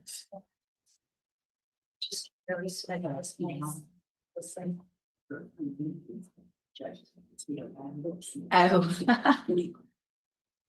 It's not a hurry. I'm just.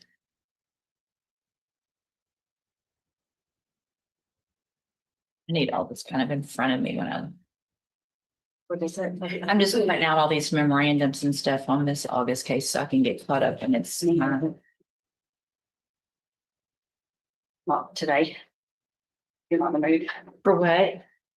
Oh, no, I'm not in the mood to be paperless today. There's too much. I need it all in front of me. That's great.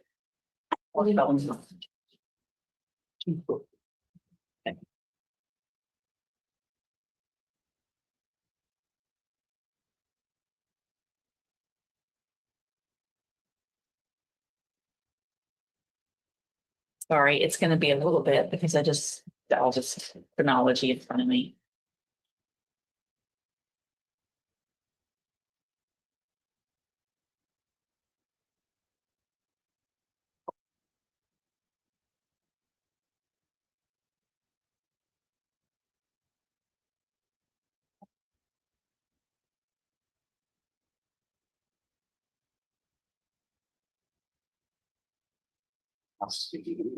Yeah.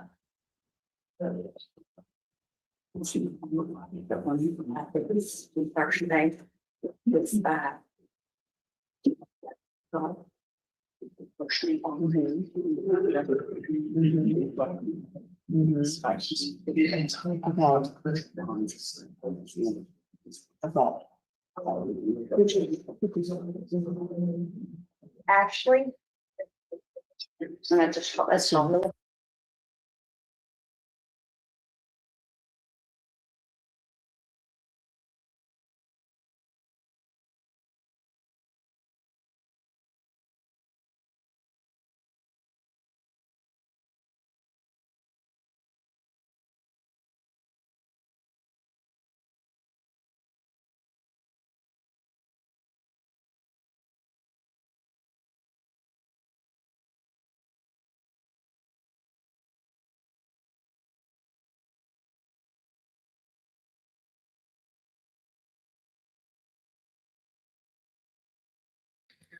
I just wasn't sure, and I didn't want to forget about it.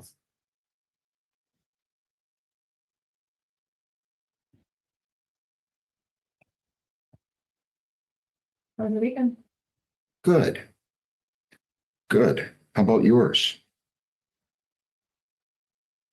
I'm raising, gaining. Well, keeps you out of trouble. Yeah, I'll take a look. I doubt it. If he's done everything. How you doing there, Mr. Sharp? I'm good. Oh, do you want me to come up? Not yet. Let me just take a quick peek at your file here, okay? Yes, sir. Thanks, Jim. Yep. He's not in there, so.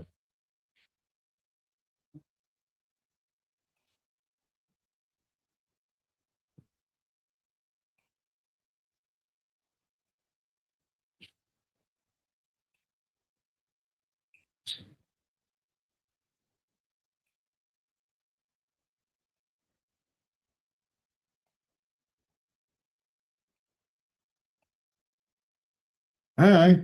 Come on up here, Mr. Good. Barrage Sharp, 24G 700-688. How you doing, Mr. Sharp? I'm doing good today. Your name? Sharp. So I sentenced you on a probation violation. I actually extended probation for a period of 6 months. I said you were to serve 30 days jail commencing on March the 2nd. Defendant to appear for that person. Court will suspend if defendant compliant. Were you compliant? Yes, sir.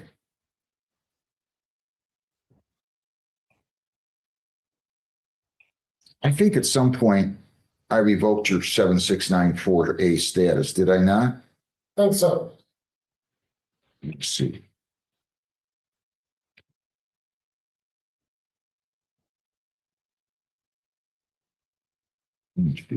Yeah, I have status revoked on July 3rd. What are you doing now?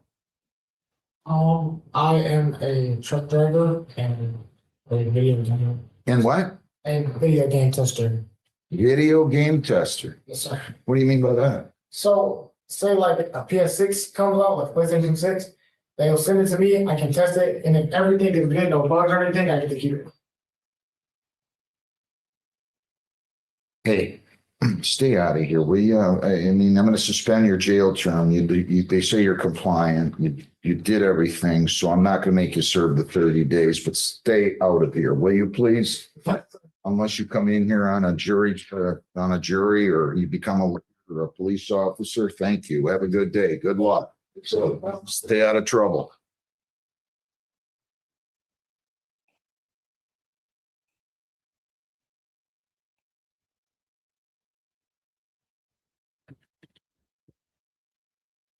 Okay. It looks great.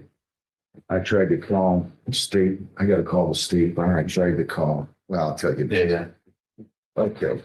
Do I have here Tanglewood versus Diane Dickinson? 2600695.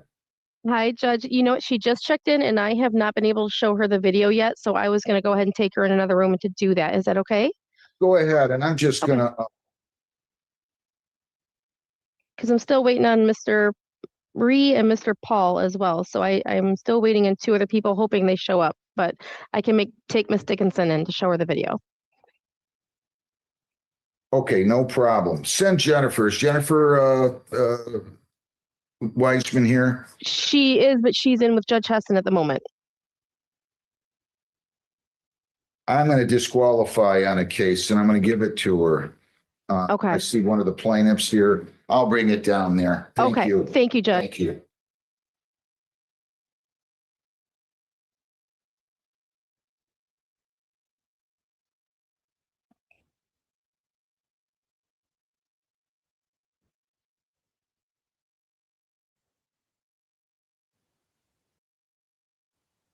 I guess I can get off of here for another 5 minutes and let them finish.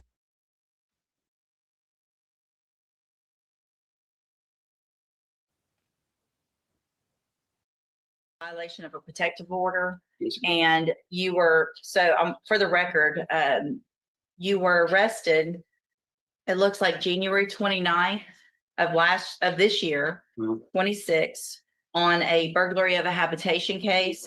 Just listen, you were arrested for that, right? Well, I'm really not sure what I was arrested for. Okay. My ex-wife. Hang on. Okay. So you were arrested for burglary of a habitation and interference with emergency request for service. And the magistrate gave you a $25,000 personal bond and just let you were just released from custody. Yes, ma'am. After that date, on February 14th of 2026, you were arrested again, and that one for violation of a protective order. Okay. You made bond on that case, and you were given a $2,000 bond on that case. All of this information has been brought to my attention, and I am at this time, I've got Mr. Rojas has been appointed to represent you, and Ms. Malfino is here on behalf of the district attorney's office. Based on the fact that you were arrested for a violation of a protective order after you were let out without a bond really on the burglary of a habitation, I'm going to find that you're at large without proper bond on the burglary of a habitation case, which is cause number 26 DCCR 0328. I'm going to set that bond at this time at $50,000. There will be a condition of that bond that you have absolutely no contact or communication with Allison. What's the last name? Couch. So that means in person. That means obviously communication or in person. Yes, ma'am. And if you will also be required as a condition of that bond, if you make it, to wear a GPS monitoring device at all times. Do you understand? Yes, ma'am. All right, go back with the bailiff. Um, You go back with the bailiff. Visit with Mr. Rojas. Okay. Yeah, I'm thinking. I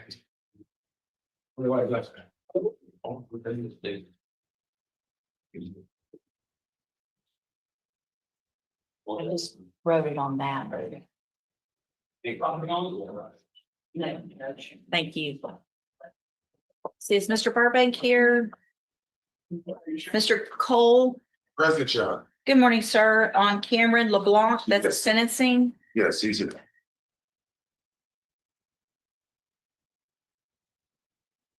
Good morning. Hey, Judge, how you been? Good. I'm hanging in there, Judge.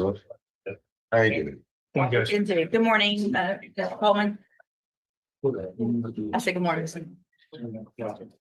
I didn't hear you. All right, sir, you Cameron LeBlanc? Yes, ma'am. And Mr. LeBlanc was previously in court, entered a plea of guilty to the third-degree felony offense of evading arrest or detention with the use of a vehicle. I've received that pre-sentence report. Has everyone had an opportunity to review the report? Yes, we have, Judge. Any additions or corrections? additional corrections. Not from the state, we just asked you to follow the agreement of parties, Judge. Thank you, Mr. Coleman. Mr. LeBlanc, at this time, I'm going to find that you entered your plea of guilty freely and voluntarily. Find sufficient evidence to find you guilty. However, I'm going to follow the agreement that you made with the district attorney and defer all proceedings and place you on probation for 5 years. You're ordered to pay the $1,000 fine and to follow all of the rules and conditions of probation. If you do that, this is a great opportunity because you don't have a felony conviction on the record. And at the end of the probation, if you successfully complete it, the case will actually be dismissed. You'll never have a felony conviction. The other side of that is if you violate any condition of probation, you can be brought back into court, found guilty of the offense, and go to prison for between 2 years and up to 10 years. Do you understand? Yes. All right, I'm handing you the trial court certification that shows this was an agreement that I followed, and so you waived your right to appeal. If you'll just have a seat here in the courtroom, probation's going to call you up to her desk when she's ready to go over all of your paperwork. Yes. All right, good luck to you, sir. Thank you, Mr. Shaw. Thank you. See, Mr. Comerford, on J.C. Dunn is the sentencing.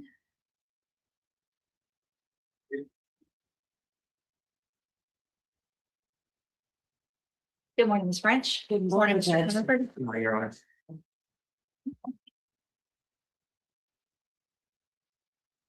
Good morning, sir. Are you J.C. Dunn? Or Jace Dunn, sorry. And Mr. Dunn was previously in court, entered a plea of guilty to solicitation of prostitution. I've received the pre-sentence report. Has everyone had an opportunity to review the report? Yes, Your Honor. Yes. Any additions or corrections? No, you're. All right, then at this time, Mr. Dunn, I'm going to find that you entered your plea of guilty previously, freely, and voluntarily. Find sufficient evidence to find you guilty. However, I'm going to follow the agreement that you made with the district attorney's office and defer all proceedings, place you on probation for 3 years. You're ordered to pay the $1,000 fine and to follow all of the rules and conditions of probation.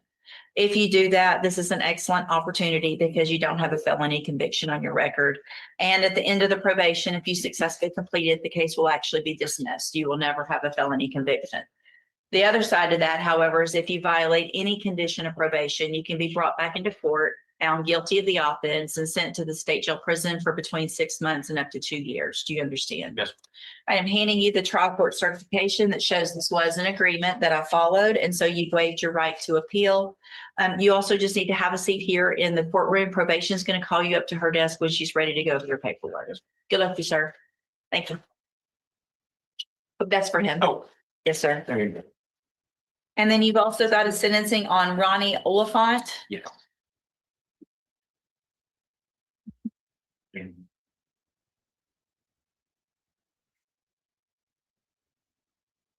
morning, sir. You're Ronnie Olafont. And this is 25 DCCR 0379. Mr. Olafont was previously in court, entered plea of guilty to the 3rd-degree felony offense of injury to a child. I've received that pre-sentence report, and has everyone had an opportunity to review that report? Yes, Your Honor. Yes, Judge. Any additions or corrections? Judge, just based off the statements and some discussions with Mr. Olafont, we would ask to withdraw his plea. I understand it's up to your discretion. So, Mr. Olafont, obviously, I have some notations here. I know exactly what your attorney, Mr. Comerford's talking about. You denied the offense that you committed the offense in this pre-sentence report. But here's the thing. If I allow you to withdraw your plea today, which I don't have to do because you pled guilty after having sworn under oath that you were going to tell the truth the other day when you were here for your plea. If I allow you to withdraw your plea today, there will be no plea bargains whatsoever accepted. If you want to go to a jury and let them decide, then that's your right. If you didn't do it, then it's going to be up to a jury. We're not going to get down the road a few months and a jury's here waiting outside and all of a sudden you're like, I really did do it. I'll take that probation or whatever it is. If we do this today, I am making a notation. Mr. Coleman, I'm sure will notate it on his file. Mr. Comerford understands and has been here enough to know that when I say it this way, I mean it. So do you want to withdraw your plea and go to trial? Yes, ma'am. All right, then we'll do that and we'll set it on the next available trial docket. Mr. Comerford will. Just docket wise, the next 2 weeks, I've got a suppression hearing one day, following week. Oh, no. The trial docket will be, you're probably about 3 months out for the next trial 3 docket. months, okay. Make sure if you have it, that kind of gets us close to in the middle of summer and stuff. So if Sure. you have any vacation, make sure you get that vacation letter in. Yes, ma'am. Look at that. I say Ms. Holmes will look at that before that's it. So if there's any vacation, otherwise it'll get set on the next one, which is about 3 months out. Okay. All right. Stay in touch with your attorney. He'll let you know when you need to get back.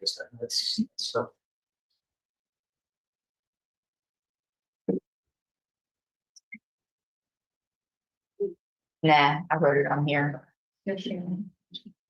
Mr. Gallimore? Mr. Gertz? Ms. Holmes, you have Dylan Wilkinson. Good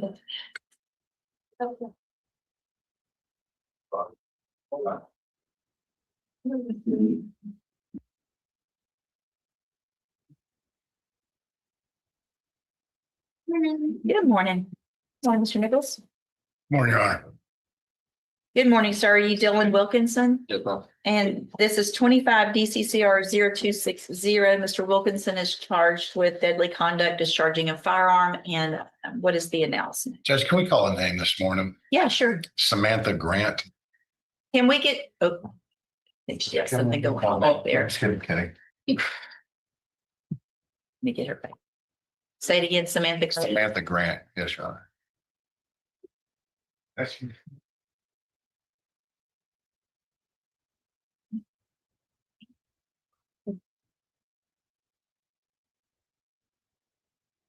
Would you call the name Samantha Grant, please?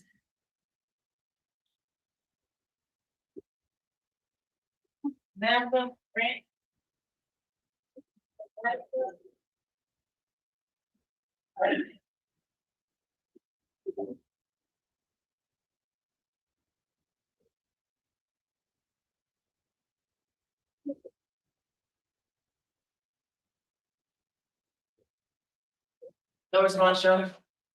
Your Honor, this case is about 1.5 years old, and during that time, I've had no responses to written or telephone communications sent to the complainant.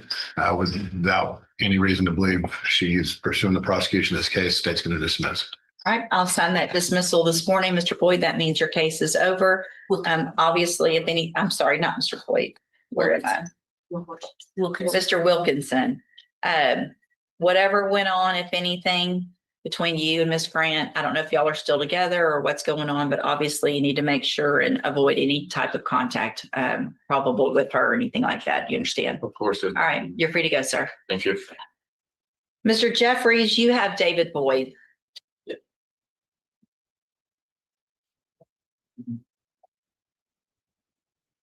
Good morning. Good morning.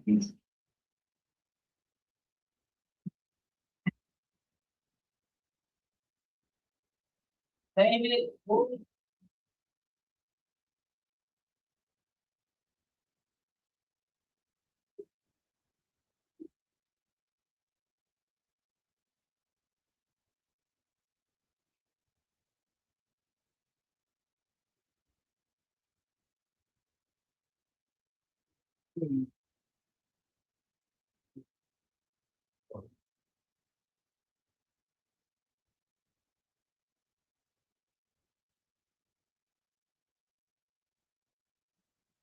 Good morning. Are you David Boyd? Yes, ma'am. And Mr. Boyd's case is set for trial to begin with jury selection next Monday afternoon, charged with deadly conduct, discharging a firearm in cause number 25 DCCR 0720. And what is the announcement? We're ready with the exception of I am also on a trial docket in Polk County with an individual who's in custody. And he's at the top of the list over there. So. Okay.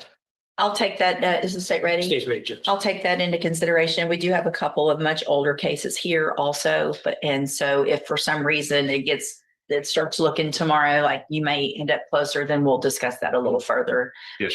Mr. Boyd, stay in touch with Mr. Jeffries. He'll let you know if your case is going to be numbered for trial and what number it is and when you can be back next week. Okay. Yes, ma'am. All right. You're free to go. Thank you. Thank you, Your Honor.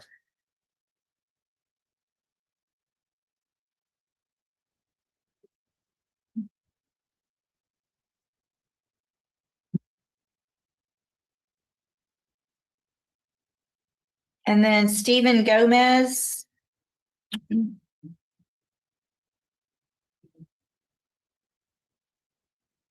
And this is the, yeah. Stephen Gomez.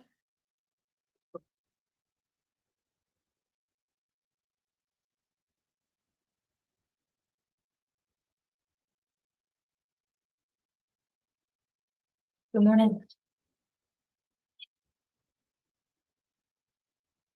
You see Mr. Gomez this morning? He is something.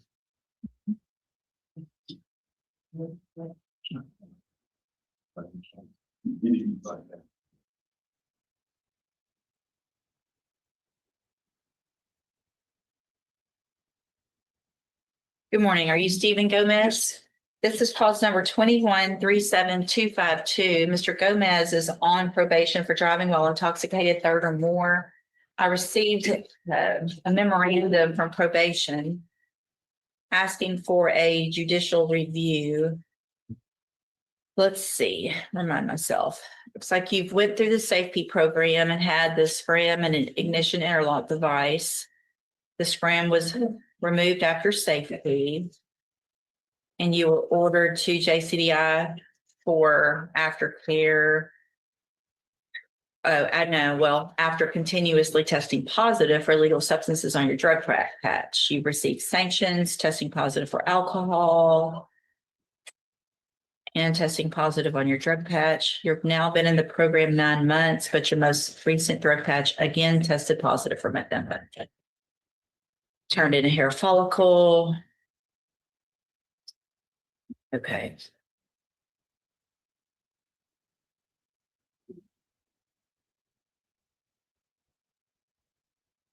Have a seat in the jury box. Let's get a test done this morning and then we'll talk about it a little bit more. Absolutely. Step next week. Yes, sure. This will take a few minutes.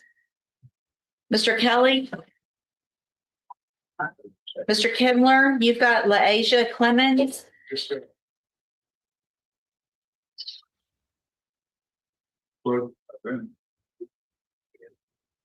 Do y'all have a refusal on the tablet?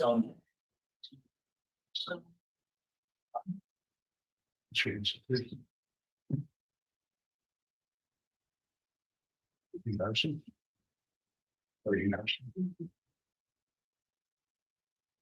She was a small child. I was inquiring, she was nursing this as a small child. With her. All right, are you LaAsia Clemens? No. And Ms. Clemens, in clause number 25, DCCR 1339, you're charged with the second-degree felony offense of robbery from September 9th of 2025. And what that means is that if you go to trial and you're found guilty, the range of punishment is between 2 years and up to 20 years in prison. Do you understand? Yes, ma'am. And then I have here on the tablet a plea bargain rejection that you've signed with Mr. Kimler. This shows that the district attorney's office has made an offer if you wanted to enter a plea of guilty for a 5-year deferred probation and a $1,000 fine. You've got every right to reject that and have your case set for trial. I want to make sure you understand what the possible consequences are if you go to trial and what your options are. And do you understand all of that? Yes, And do you want to reject that offer and have your case set for trial? Yes or no? ma'am. And is there any reason, I mean, obviously that offer is with the deferred probation, any reason to believe that that would change? To my knowledge, Judge, Mr. Kimler has yet to review the video. So. I understand the facts from her, what happened. She was charged as a party to the offense. There was a chemical agent deployed by the co-actor in the course of attempted theft. Okay. She was no part of it. So I want to make sure you understand, Ms. Clemens, that after today, I will not accept this plea agreement. So if you want to go to trial, then that's what we'll do. We're not going to say later, oh, there's something that Mr. Kimler has or hasn't seen, and that's going to change. If I put it on the trial docket, it'll be a trial. Or if you change your mind and want to enter a plea of guilty, it would either be open to the court or to something different and not as good as this 5-year deferred probation. Do you understand? Mm-hmm. All right, then we'll set it on the trial docket. Mr. Kimler will begin preparation for trial. Your Honor, did I hear the court correctly that the court would not give her, it would be worse than 5 years in an open plea? Worse than No, 5 that years? she would not be, this 5-year deferred probation would not be on the table at that time. I thought I maybe misheard that the court said it would be worse than 5 years. She didn't accept it. Not worse than 5 years in prison. Oh, 5, I meant more than But she's 5 not, years. this deal will not be on the table. So if you change your mind later, it'll be either open to the court or to something different, but not this deal. And if it's not this deal, it's also not going to be less than this deal. So I'm not going to accept y'all coming in here a day of trial and say, well, we'll take a 3-year deferred instead of a 5-year deferred. Okay, Does that make sense? that's what I understand. I think it should be from whatever the punishment range is, what's available to the court, and it not be a prejudice. And that's not what I'm going to do. That's if y'all make a negotiation and want to come in and plea. If you plea open to me, it's anywhere in the punishment range. If y'all change your mind, then, and you want to enter some negotiated deal, I'm not going to accept this again. If the court still in an open plea could go less than 5 defer, would consider it something less than. I'll consider the entire punishment range as I'm legally obligated to do. All right. Stay in touch with Mr. Kimler and your bondsman. They'll let you know when you need to be back and ready for trial. Ready to go. Ma'am, also, you need to wear not tights or leggings next time you're in court. That's not appropriate. Okay.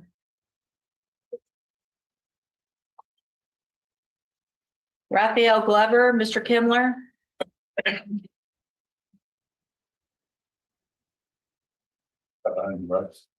The state's made another offer on this just now. I wanted to run it by him before.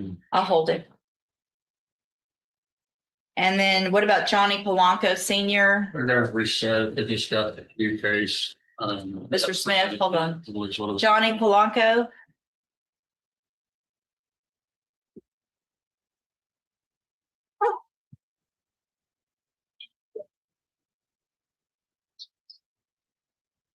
All right, so you're Johnny Polanco? Yes.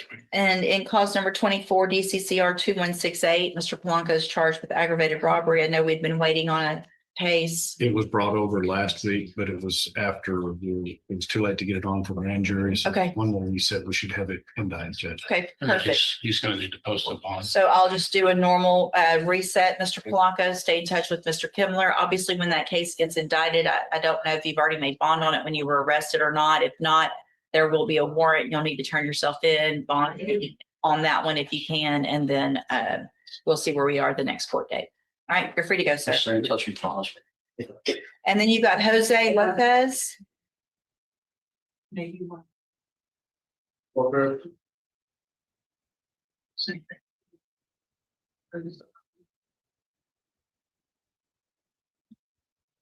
made an interpreter today, but I will for trial.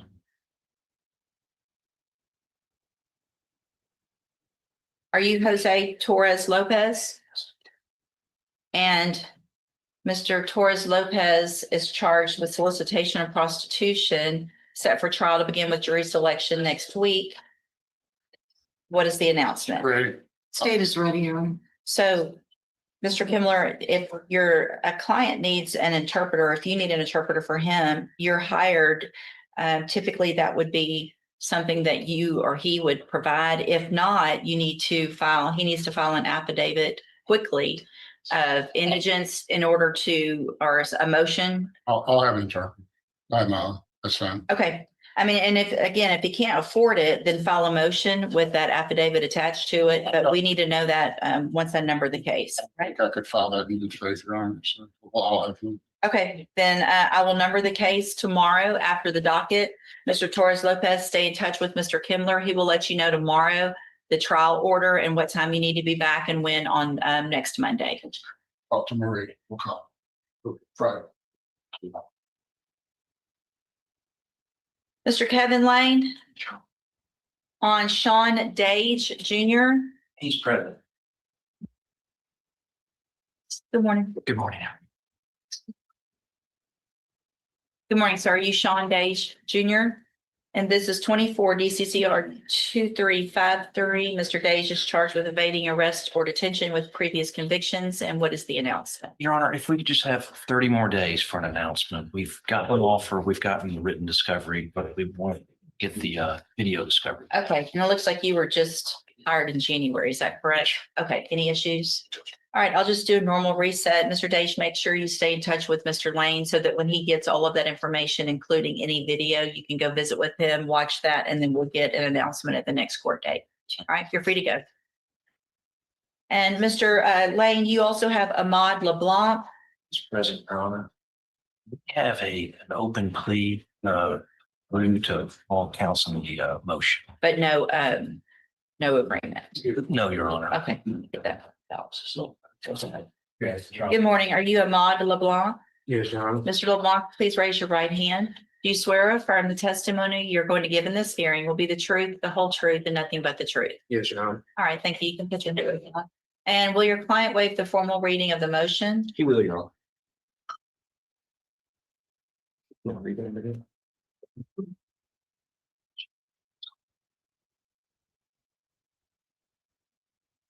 Mr. LeBlanc, in cause number 21-36444, I have a motion to revoke your unadjudicated probation.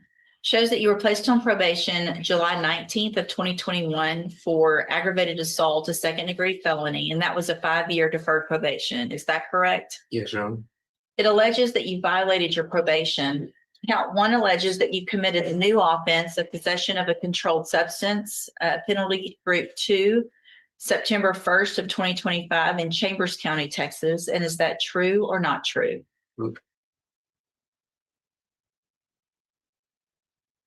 Count 2 alleges that you provided a urine sample August 3rd of 2022 that tested positive for marijuana. Is that true or not true? And then count 3 alleges that you're behind in your court assessed fees as of December 10th of 2025 in the amount of $480. And is that true or not true? True. Did you enter your pleas of true to counts 1, 2, and 3 freely and voluntarily? True. Did you plead true to those counts because they're all actually true?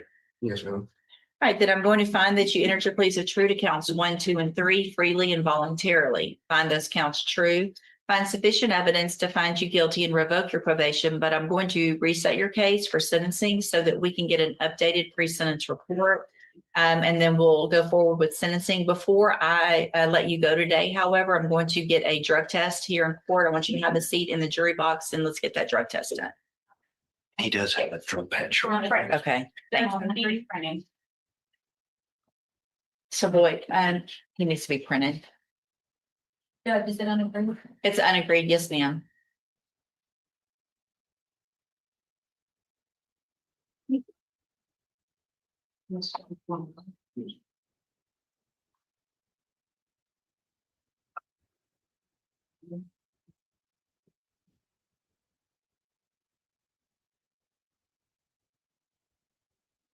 Mr. Lewis, Yes, ma'am. you've got Janisha Jackson. Yes, ma'am.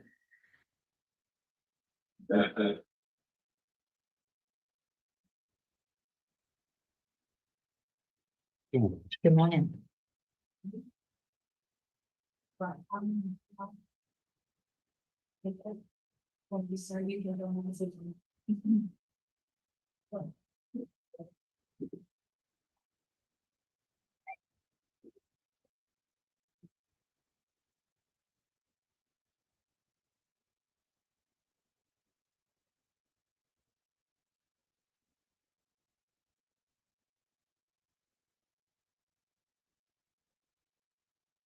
Good morning, ma'am. You're Janisha Jackson. Yes, ma'am. And this is 25 DCCR 0903. Ms. Jackson is charged with abandoning or endangering a child. And what is the announcement?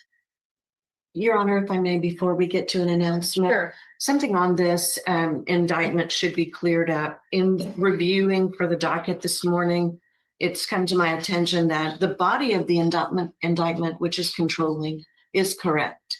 It alleges endangering a child.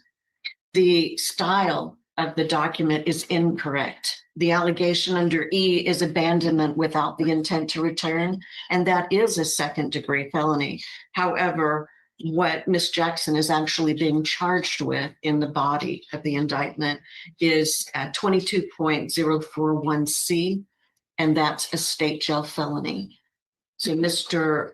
Lewis and I have discussed that this morning and on Friday as well. Any objection to me making that modification to the style? No, no. I'll get that done so I have it correct. Give me just a second if I can do this.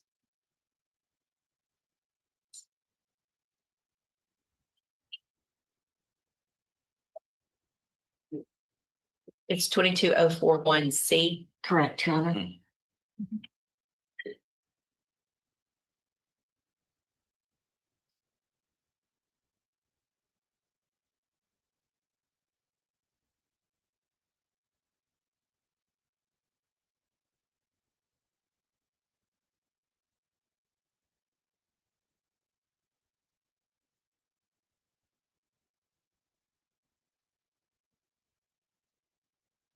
Sorry.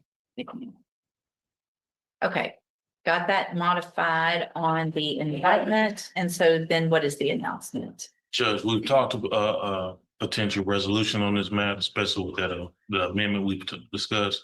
If I can get maybe a week or two with Ms. Jackson, so I can explain that to her and the ramifications of that, we'll be able to get it finished. All right, we'll do about a 2-week reset. Ms. Jackson, make sure you call Mr. Lewis, make an appointment, go visit with him so that when you come back, we'll get an announcement, figure out which direction we're going to head on the case. Okay. All right, ready to go. Thank you. Thank you, Judge. Thank you, Ms. French.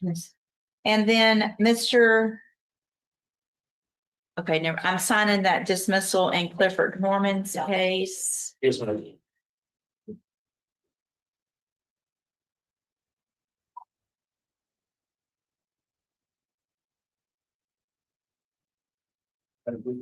Mr. Parker, you got a sentencing on Samuel Cadena.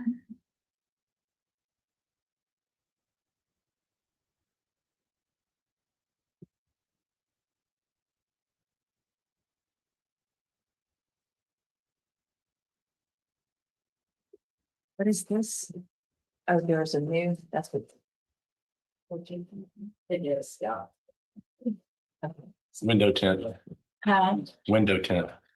Okay, so y'all already know that there's a warrant, that it doesn't have anything to do with this case, correct? Okay. Good morning, sir. You're Samuel Cadena? Yes, Your Honor. And Mr. Cadena was previously in court, entered a plea of guilty to the state jail felony offense of abandoning or endangering a child with intent to return. And I've received that pre-sentence report. Have you all had an opportunity to review that report? Yeah, Your Honor. Yes, Your Honor. Any additions or corrections? Nothing more, Judge. Not from the state.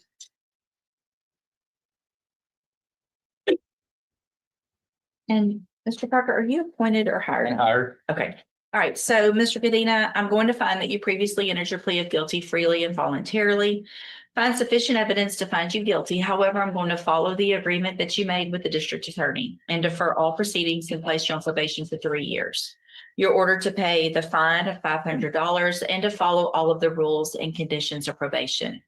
In addition to all of the rules and conditions that probation typically has, I am going to order that you are not allowed to consume any alcohol, and that for some amount of time you will be required to either wear a spray device or use a handheld device, whichever probation feels is appropriate. You can talk to them about the benefits of one or the other. I don't care which one, but you will have to have one of those devices. Obviously, if you test positive, it's a violation of your probation for alcohol.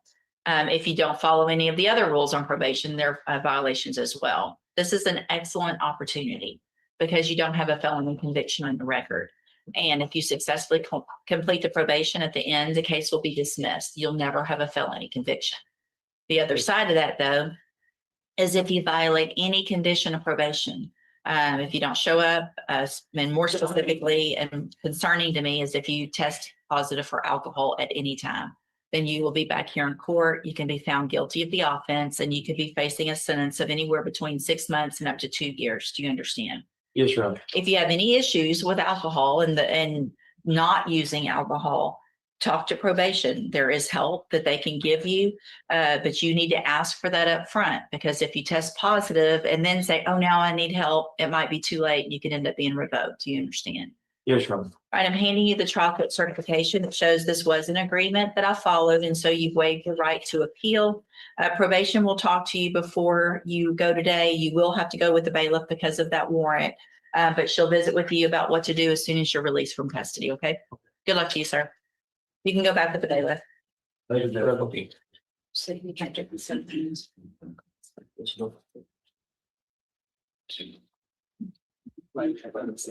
that mine? It's Mr. Rennick. Mr. Samuel, you have a sentencing on Julia Schultz. Hold that for just 1 second so I can get this game. Yes.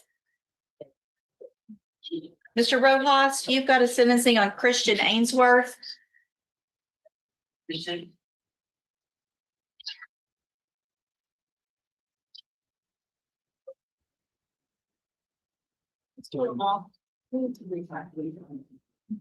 is here, Judge. Oh, okay. Ms. Malfino, this is Christian Ainsworth sentencing. Mr. Ainsworth, I have a notation here. I'm going to have you drug tested this morning here in court before we move forward. If you'll please have a seat in the jury box, we'll get that done and let you take care of your sentencing. Have a seat in the jury box. Miss King is here, Judge. I just want to see what I'm saying. Yeah, I'm gonna hold that for just a second. I'm gonna visit with you guys. Okay. Mr. Rojas, you've got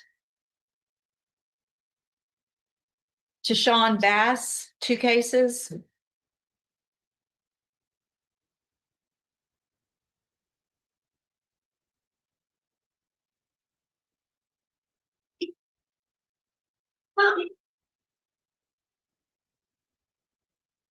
Good morning. Are you Tashawn Bass?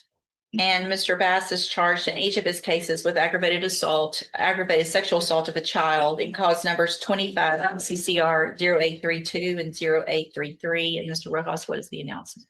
Speaking with Ms. French last week, after exchanging emails, I think she needs more time to talk with the victims. It's a new case to her. Sure, She doesn't have had time to look at everything yet. Okay. Anything else that I need to know of, Ms. French, or? No, Your Honor, Mr. Rojas expressed that correctly. I would like to talk with the family and the victim before an offer is made. All right, so I'll just do a normal reset to give Ms. French some time to get that taken care of. She'll get that information and an offer to Mr. Rojas before the next court date. Make sure you stay in touch with Mr. Rojas so that once he has that information, you can go over it with him and we'll see if we can get an announcement at the next court date. All right, free to go. Thank you, Your Honor. Thank you. And then it's Mr. Bruce Smith.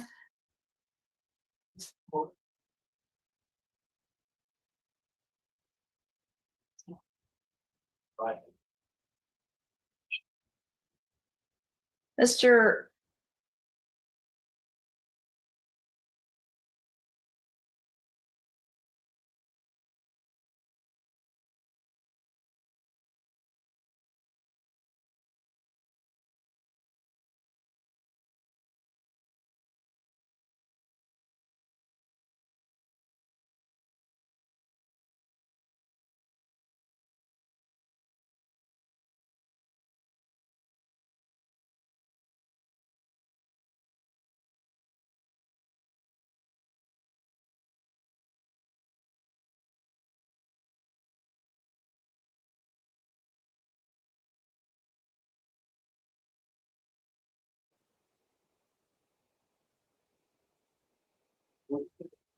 Good morning, you're Julia Schultz.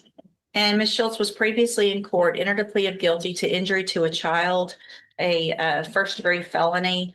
I've received the pre-sentence report as well as I've visited with the attorneys. And for the record, we have also Ms. Randy King here, who is the assistant district attorney that handled the termination and CPS kind of portion of this case with regard to the children. I've received, has everyone had an opportunity to review the pre-sentence report? Yes, Your Honor. Are there any additions or corrections to that report? No additions or corrections. Ms. Malfino? Judge, I would just ask the court, take judicial knowledge of the conversation we have had with the court and the understanding that this has been discussed at length upstairs. Ms. King has also provided me a tremendous amount of guidance, which I thank her and appreciate everything she's done with her wealth of knowledge and experience in guiding me through this case.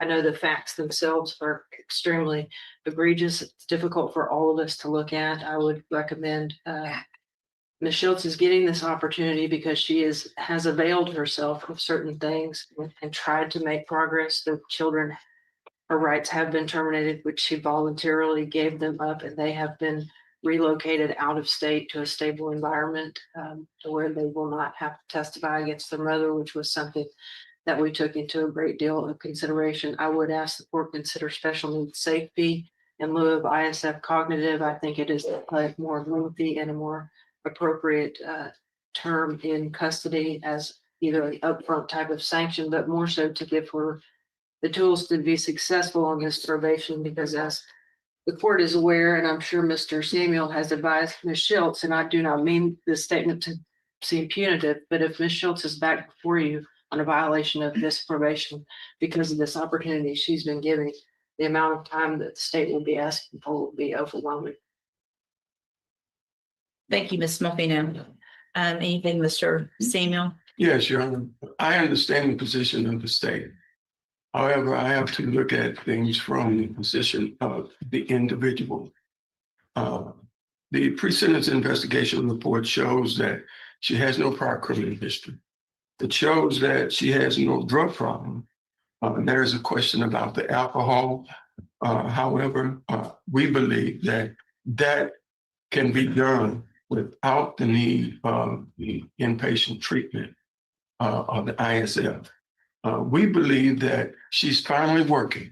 That is one of the most important things that she has to deal with in what she's gone through. She's experienced the trauma of relationships, and I think all of that is stated in the pre-sentence investigation report.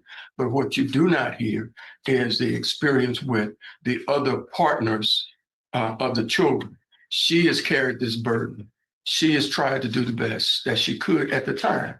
She's educated, she has a degree, but she has not been able to find employment. She's finally working in her, and we just ask that this be held in advance for at least 90 days. That will show if there's an alcohol problem. That will show if there are other problems that she's experienced. She has been to a mental health specialist for counseling, and she will get with them again. And we believe that if that is a part of the order for mental health compliance and conditions, she can do that. But let her prove to the court that this is not just her as it is today. This is a result of everything that she's experienced in her life at this point. I just pray that the court will have mercy on her and give her that opportunity. Well, Ms. Schultz, you're getting mercy today. You're getting mercy from these ladies as well as myself, if I go along with this agreement. Mr. Samuel has worked very hard and is very passionate about helping you, and I appreciate that. My position on this is based on a couple of things. One, the horrendous nature of this offense and what you put all of your children through, all 10 of them, is beyond anything that I have seen in 30 years of practicing law. 30. And so you're not walking out of here today.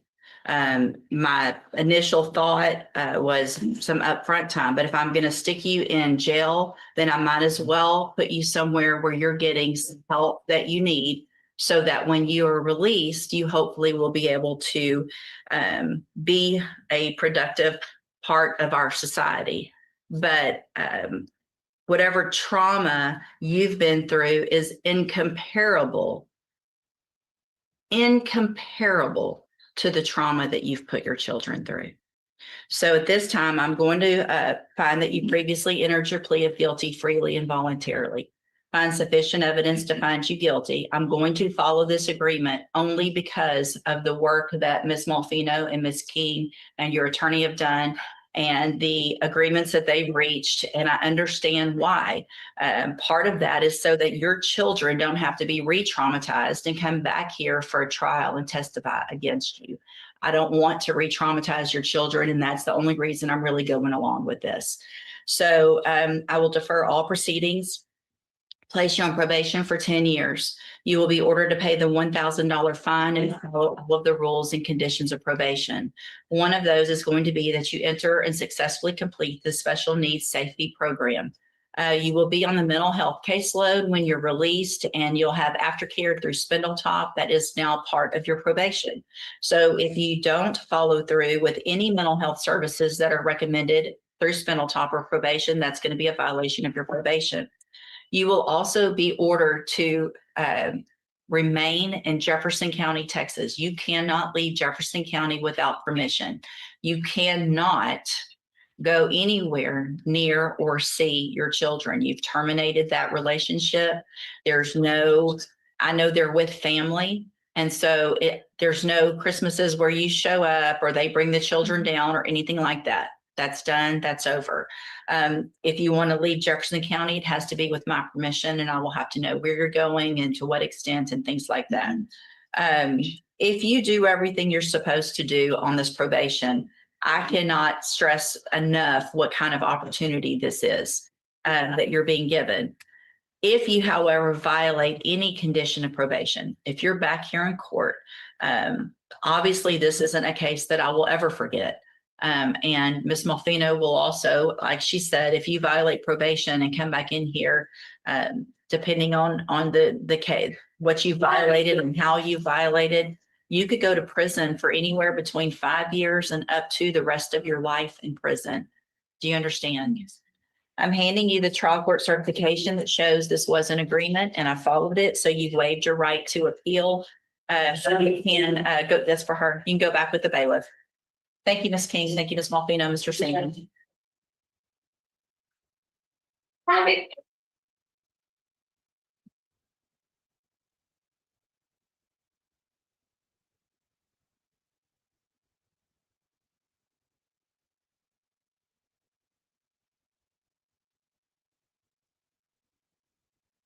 Mr. Rojas on Jeffrey Ainsworth.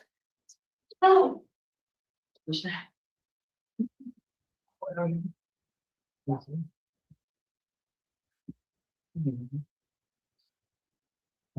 So, Mr. Ainsworth, you tested positive for marijuana. When's the last time you smoked marijuana? The week of New Year's. I don't believe that. When's the last time you smoked marijuana? It was the week of New Year's, but like 30 period. So you smoked a lot? More had I wouldn't say I smoked. I had asthma. I can't really smoke. I did have just 3 days in a row. You did what 3 days in a row? Edibles. I take accountability for that. Well, I appreciate that, but you're here on a felony. And you're waiting on sentencing on a felony where you're getting this great deal with the deferred probation and you make such a dumb decision. How old are you? Sure.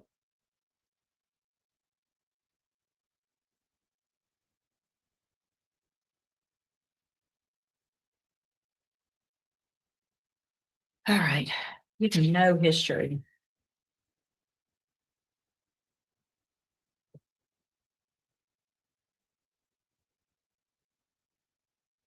All right, here's what I'm going to do, Mr. Ainsworth. I'm going to find that you previously entered your plea of guilty freely and voluntarily. I'm going to, excuse me, find sufficient evidence to find you guilty. I'm going to follow the agreement that you made with the district attorney. I'm going to defer all proceedings and place you on probation for 4 years.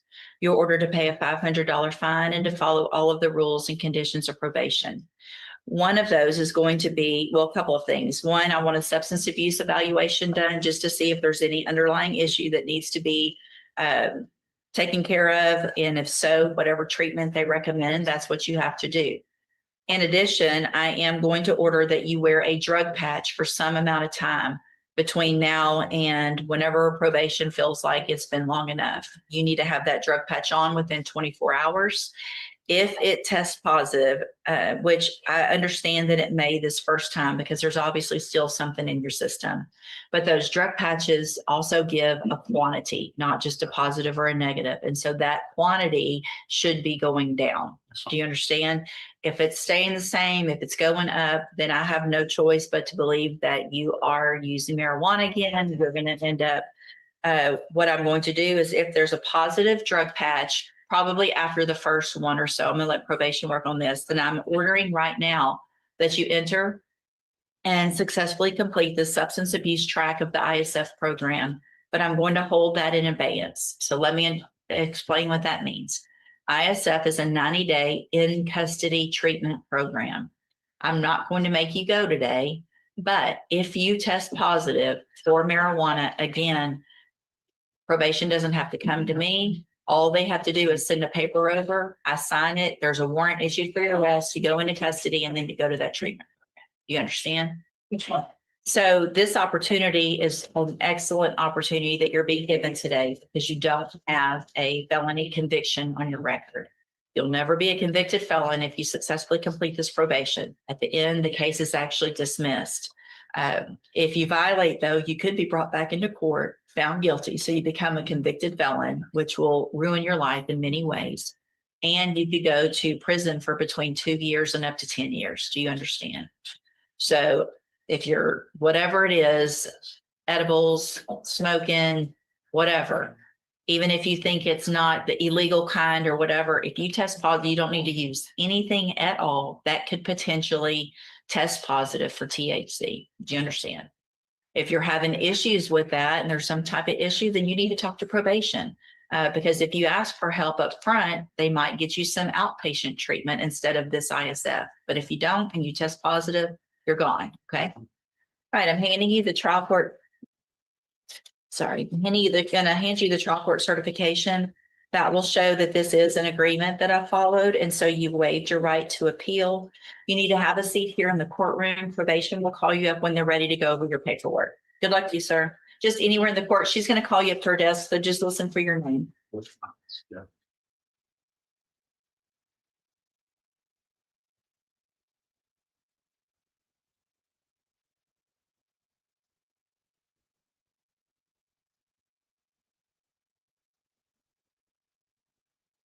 Jeffrey's not back yet.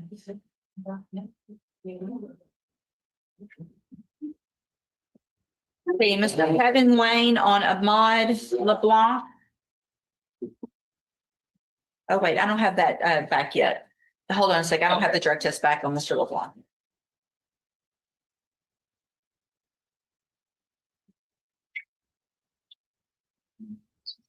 Yeah.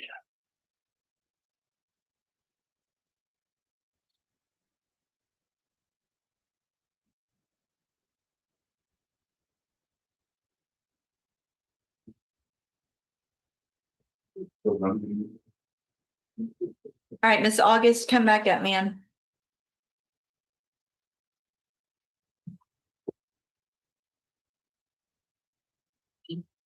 All right, Miss August, you tested negative, which is obviously a good thing. How old are you?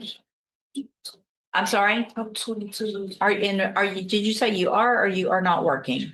Just really stopped working. I can't understand you. I just really stopped working like 2 weeks ago.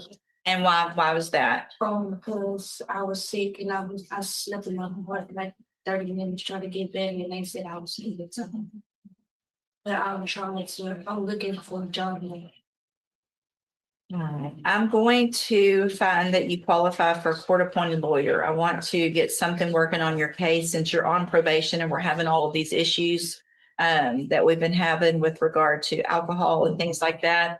I'm going to have you step in front of the clerk. She'll let you know who that's going to be. I also want to warn you today, if you test positive for anything, including alcohol, again, we won't even have a hearing. There will be a warrant that goes out for your arrest. You will be in custody and you obviously you already are, and you definitely will at that point be looking at your probation being revoked. Do you understand? Yes. So there's no slipping up. There's no taking a sip of a twisted tea or anything else that you're saying you're doing. If you do that, you're in jail and potentially going to prison. It's that important. Okay, step in front of the clerk.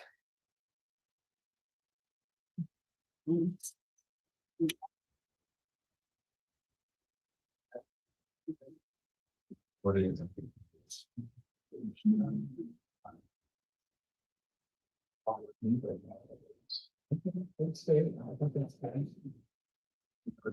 Stephen Gomez, is this Mr. Oh, that's Ben. Okay, hold on. Let's wait for Mr. Jeffries. That's what happens. I'm not, I don't have nine. No. Your Honor. Yes. Maybe your approach. Sure. You. Just find out. They know. Oh, hold on.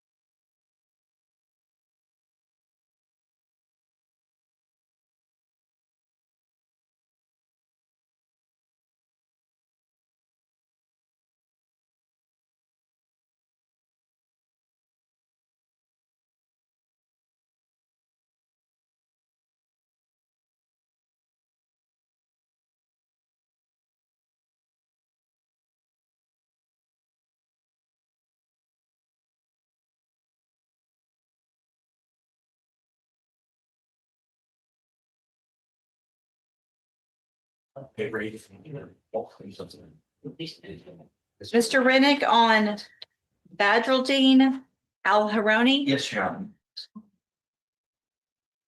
I highly doubt that I said that correctly, but I Last tried. name was good. The last name was? The last name was good. Good morning, sir. How do you say your first name? Bedreddin. Okay. Mr. Al-Haroni?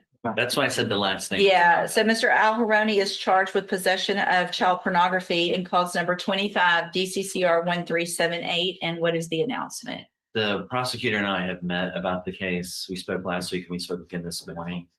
There, I don't know if you want to speak to, there's some issues with the indictment. But the other are, since she has taken over the case, we're kind of discussing a resolution. So I see that there was a motion to quash the indictment that was filed some time ago, back in December. What I can do is just reset it, Ms. French, since you're just getting on the case, give you some time to look at that indictment. If something needs to be amended, you can take care of that. If you think it's fine, then we'll have the hearing on the motion to quash at the next court date. And, or if you guys come up with some agreement, we can take care of that. But I'll just do a normal reset so you guys can look more into it. And then- she jumped into it pretty fast. We've had some really good. Yeah, pretty good no, I have no doubt she has. She's jumped into them. So we'll do a normal reset. Stay in touch with Mr. Rennick so that once he gets any information, offers, things like that from the assistant district attorney, then you can visit with him and we'll see if we can get a resolution. Thank you, You're free to go. Thank you. Thank you, Your Honor. This one. Actually, Mr. Kelly, you have Davin Kalina. he's present, Judge. Thank you.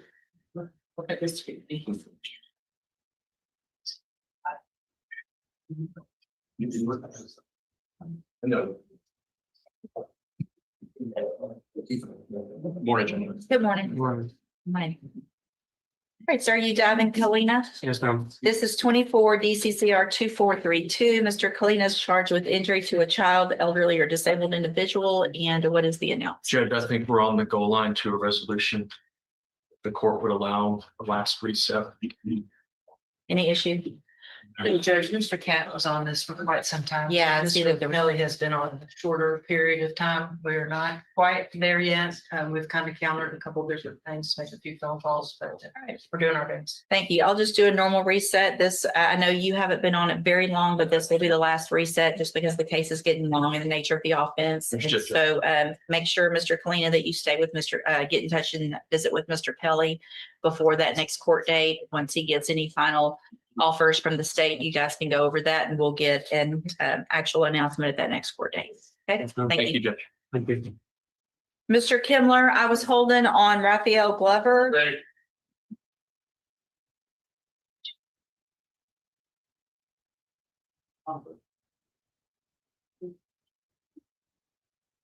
Right, so you're Raphael Glover, and Mr. Glover's case is set for trial to begin with jury selection next Monday and cause number 24 DCCR 0232. And what is the announcement? The state had tendered a new offer today of 10/10. Mr. Glover's informed me that he's refusing that. We're still requesting a trial.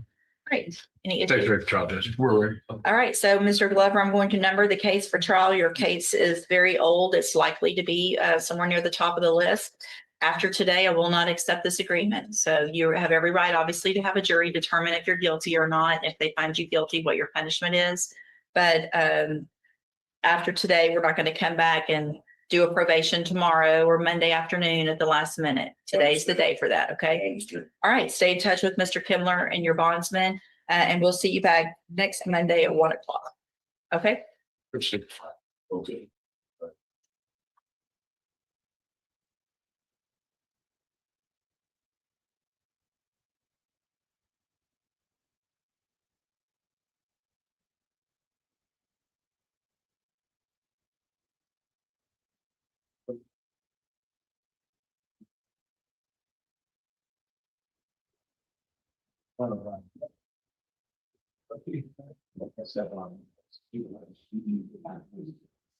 Do I have a drug test on?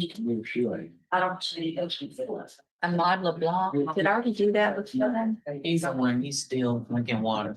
Oh, Yeah, he's in the back now. okay. Mr. Bruce Smith, you have Brian Barriere on a sentencing.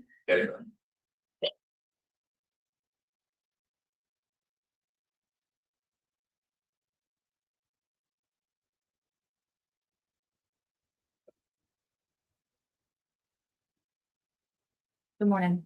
Good morning, sir. You Brian, is it Barriere? And Mr. Barriere was previously in court, entered a plea of guilty to the third-degree felony offense of placing a serial number with intent to change the identity. I've received that pre-sentence report and reviewed it. Have you all had an opportunity to review that? Yes, Your Honor. Yes, Your Honor, we have. Any additions or corrections? No, Your Honor. Not from the state judge. All right, sir, I'm going to find that you previously entered your plea of guilty freely and voluntarily. Find sufficient evidence to find you guilty, and at this time, follow the agreement that you made and find you guilty of placing a serial number with intent to change identity. Sentence you in accordance with your agreement to a term of 3 years in the institutional division of the Texas Department of Corrections, but that will be suspended. You'll be placed on probation for 3 years. You're ordered to pay the $500 fine and to follow all of the rules and conditions of probation. If you do that, then for all practical purposes, your case here in court is over, and you'll be able to serve that 3-year sentence while you're out on probation. The other side of that, however, is if you violate any condition of probation, you can be brought back into court and you can be facing that 3-year sentence that you've already agreed to. Do you understand? I'm handing you the trial court certification that shows that this was an agreement that I followed, and so you've waived your right to appeal. I also handed you a written admonishment regarding your ineligibility to possess a firearm or ammunition. Because of the judgment entered against you, you're ineligible under Texas law to possess a firearm or ammunition.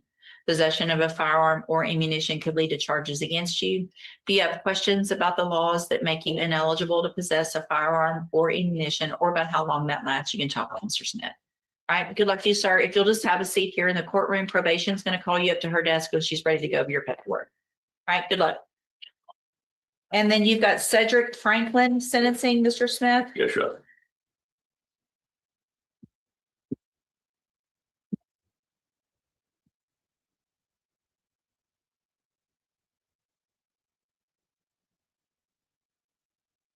Good morning, sir. Are you Cedric Franklin? And Mr. Franklin, before I go forward with your sentencing, there was a couple of concerns I had with regard to maybe some previous drug use. I'm going to have you tested this morning before we go forward with sentencing. Have a seat in the jury box and we'll get that done. And then we'll go forward with sentencing. Fabian Hall sentencing, Mr. Smith.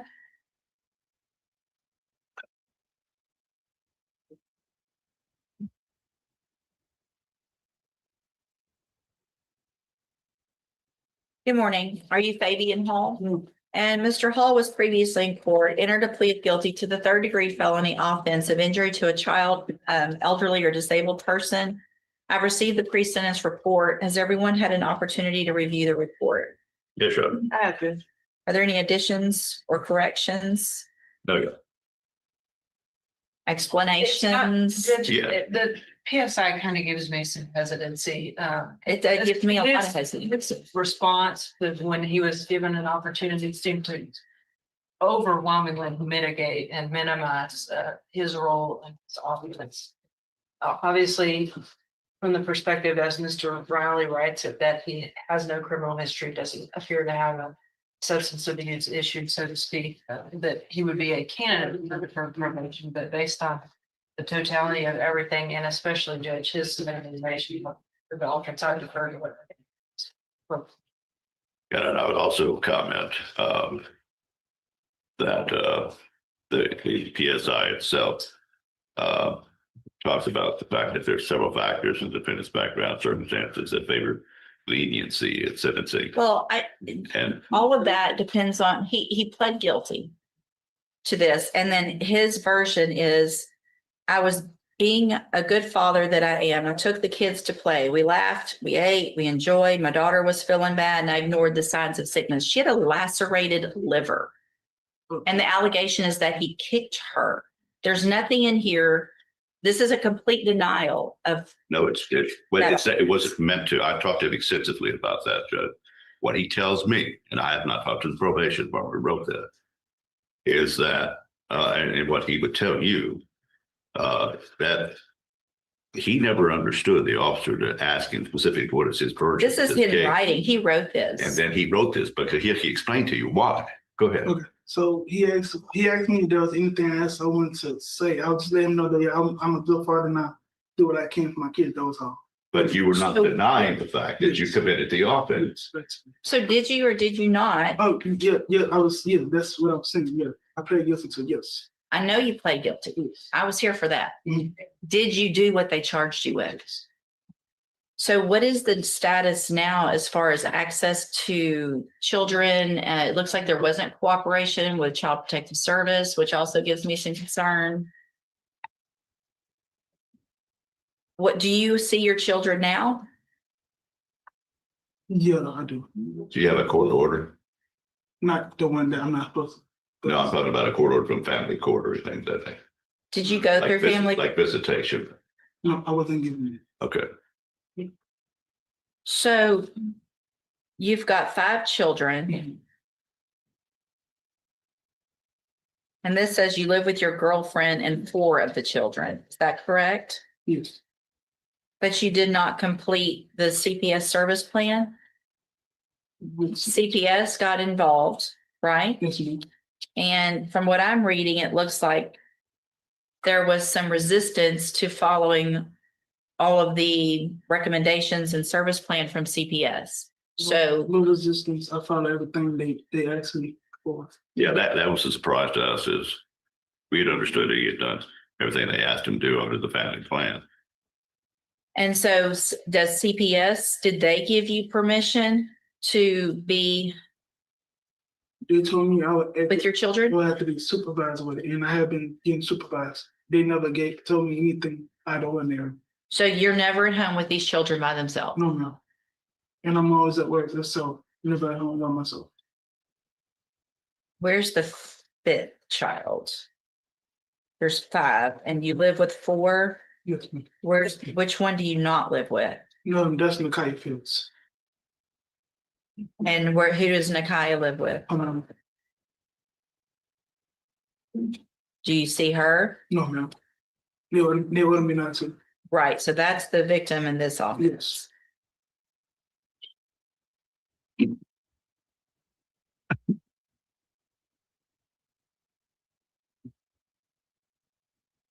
So with CPS, what exactly did you do? Did you take a parenting class? No. You did not? No, I really didn't know what I had to do. Nobody told me nothing. That's why I'm kind of confused about it. Judge, if the court needs more information about that, it'd be very easy for me to obtain. If you might give us either a little bit of time this morning. And we have no problem. That's a condition of probation. We have no problem as a condition of probation. Tell him, saying that he must complete the recommendations of the CPS as far as like a family plan or anything. Well, and I don't know what their recommendations are at this point, and it doesn't necessarily look to me if it's, anyway, so here, okay, here's what I'm gonna do. I'm gonna find Mr. Hall that you previously entered your plea of guilty freely and voluntarily. I'm going to find sufficient evidence to find you guilty. I'm going to follow the agreement that you made with the district attorney. I'm going to defer all proceedings and place you on probation for 7 years. You're ordered to pay a $1,500 fine and to follow all of the rules and conditions of probation. That includes entering and successfully completing a parenting course that is approved by probation. So at this point, since I'm not real sure where CPS is on this, I'm going to order myself that you do the parenting class.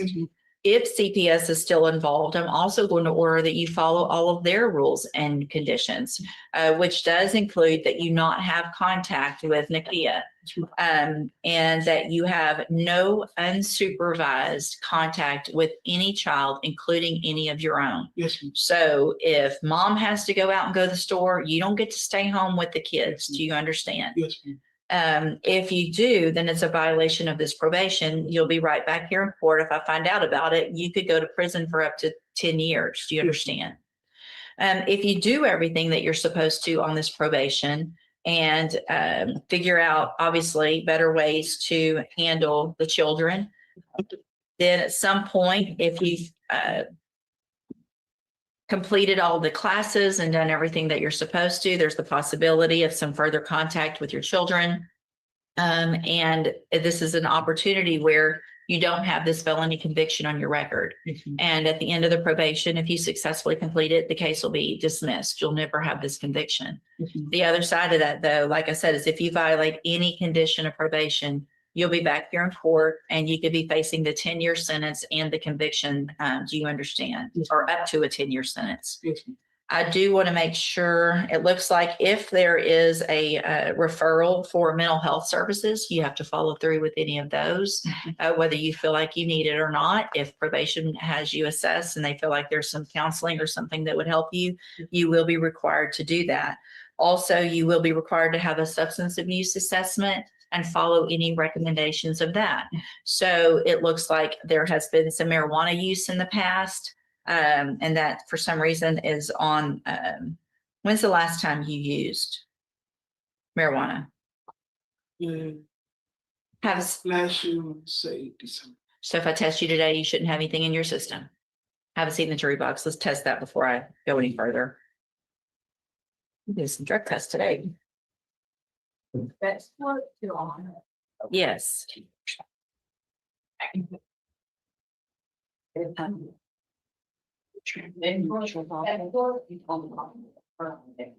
She got.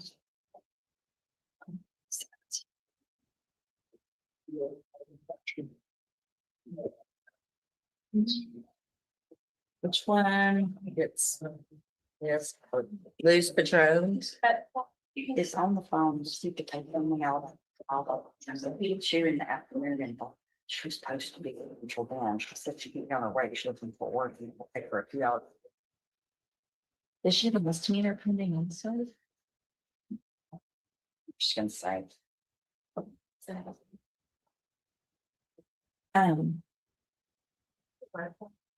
She should be in the religion. She thought she had. At 2, yeah. For sure, she should be already on her way. Okay, so when I went to say it to you, I realized how that did not sound. And this has a notation that this is an out of town bondsman and you called them specifically, correct? Yes, ma'am. All right, I'm not gonna do anything about it. That'll stay. If she shows up, then today, at some point, then I'll reconsider, but she needs to get here today, even if it means resetting her case.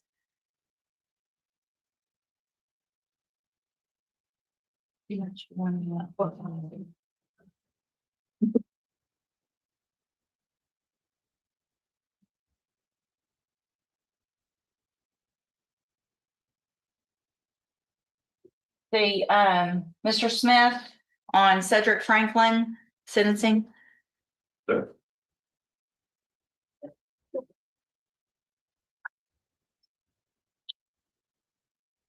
Franklin.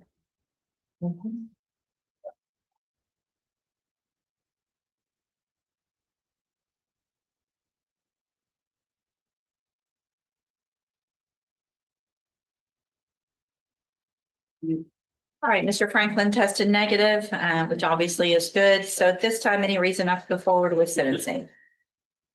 All right, then, Mr. Franklin, I'm going to find that you previously entered your plea of guilty freely and voluntarily.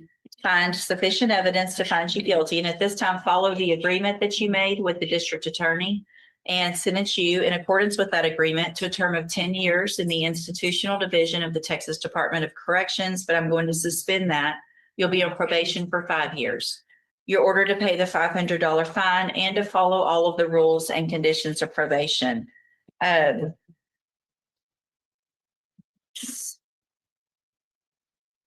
If you do everything that you're supposed to on this probation, this is a great opportunity because you will be able to serve that 10-year sentence while you're out on probation. And if you violate any condition of probation, then you can be brought back into court. You could be your probation revoked, and you can be facing that 10-year sentence that you've agreed to. Do you understand? Understood. I'm going to hand you the trial court certification that shows that this was an agreement that I followed. And so you waived your right to appeal. Do you have a question? If I complete it successfully, would this go on my record? Yeah, this is a conviction. It's on your record. And that's based on the criminal history that you already have. You've already had 2 probations that were revoked. So your agreement was for the straight probation. I also handed you an admonishment regarding your ineligibility to possess a firearm or ammunition. Because of the judgment entered against you, you're ineligible under Texas law to possess a firearm or ammunition. Possession of a firearm or ammunition could lead to charges against you. If you have questions about the laws that make you ineligible to possess a firearm or ammunition, or about how long that lasts, you can talk with Mr. Smith. All right. If you'll just have a seat here in the courtroom, probation is going to call you up to her desk when she's ready to go over your paperwork. Good luck to you, sir.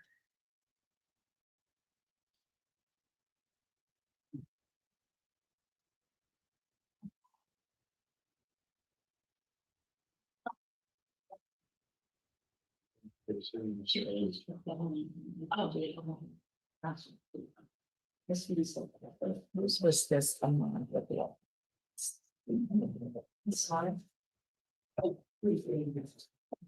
Mr. Kevin Lane on Ahmad LeBlanc.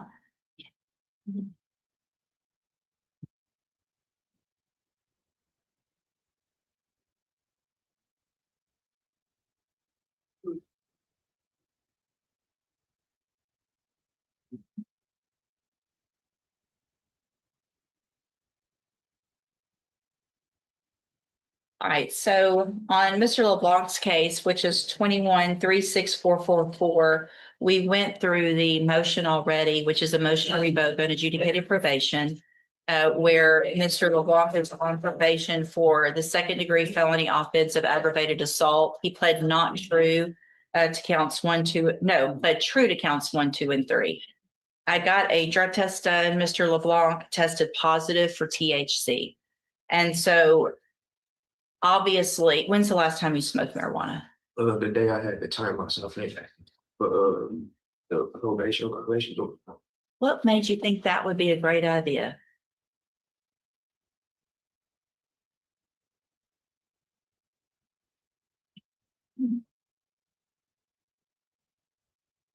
So he pled true to a possession of a controlled substance, a new offense, testing positive. So at this time, Mr. LeBlanc, you're on probation already. I granted you a bond because of that deferred probation status, but the fact that you're on probation and on bond and testing positive for THC, there's clearly an issue. At this time, I'm going to find that it is in the best interest of you and the community that there is not going to be a bond. I'm going to withdraw your bond at this time and find those violations. And then what I'm going to do is have probation do an updated report. You've pled true that you're obviously there's an issue. There's a new felony offense. And so we'll get an updated report and then we'll see what we're going to do at your probation sentencing. Okay, you can go back with the bailiff.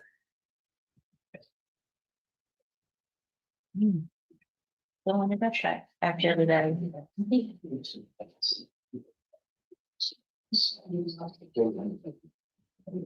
Mr.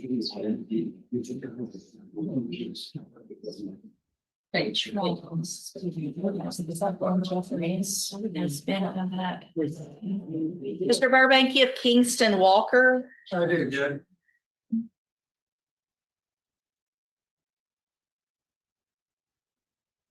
That one goes with this.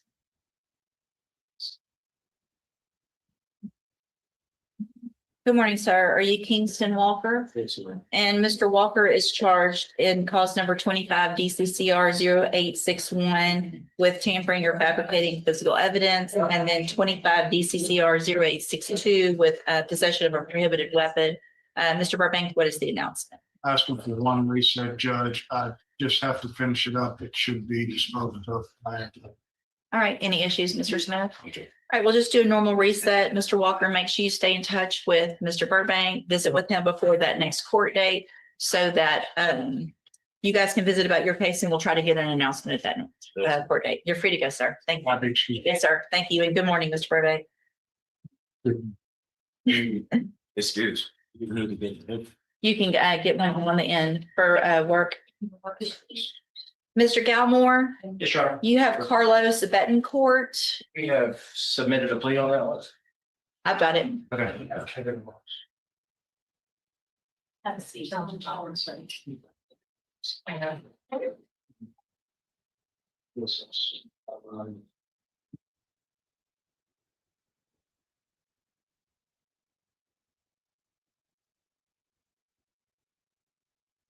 Good morning, sir. Are you Carlos Mascora Betancourt? Yes, sir. And Mr. Galmore, will your client waive the formal reading of the indictment? You will.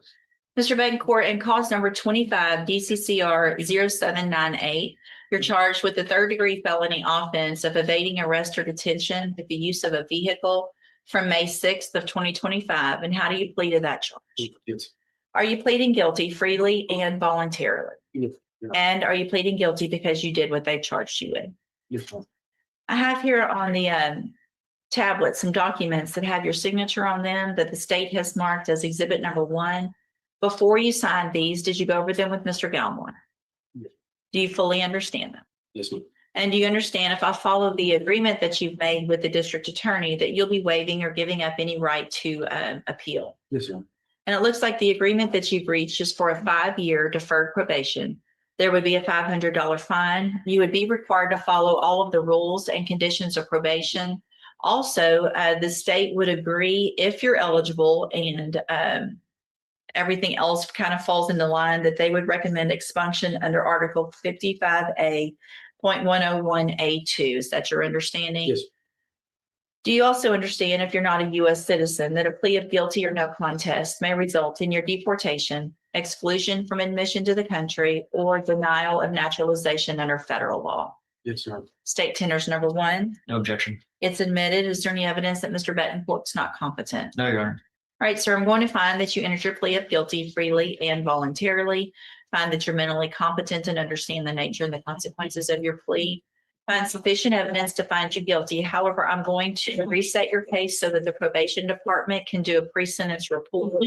That'll give me more information about you and your case, and then we'll come back later for sentencing. On your way out of the courtroom today, you need to stop and talk to probation, and she's at that desk right over there. All right? Yes. Okay, we'll see you back at sentencing. Yeah. And then, Mr. Galmore, you have Christopher Stiles. Did you have your certification on? I'll get that. Did he sign it? No, he has not, but I'll. Make sure he does that before y'all leave, please. Thank you.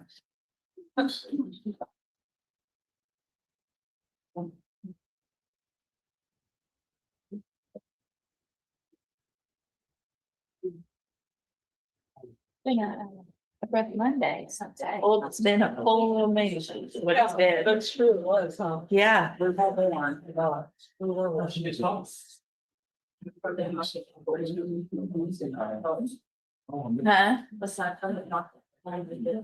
Yeah. The dog, I mean, it's not a long, it's just normal, but everybody's on it. Yeah, there was a lot. Just good. All right, on Christopher Stiles. We're gonna sign that one up, Judge. Okay, I'll hold it. Thank you. Mr. Gertz, you have Shay Morgan.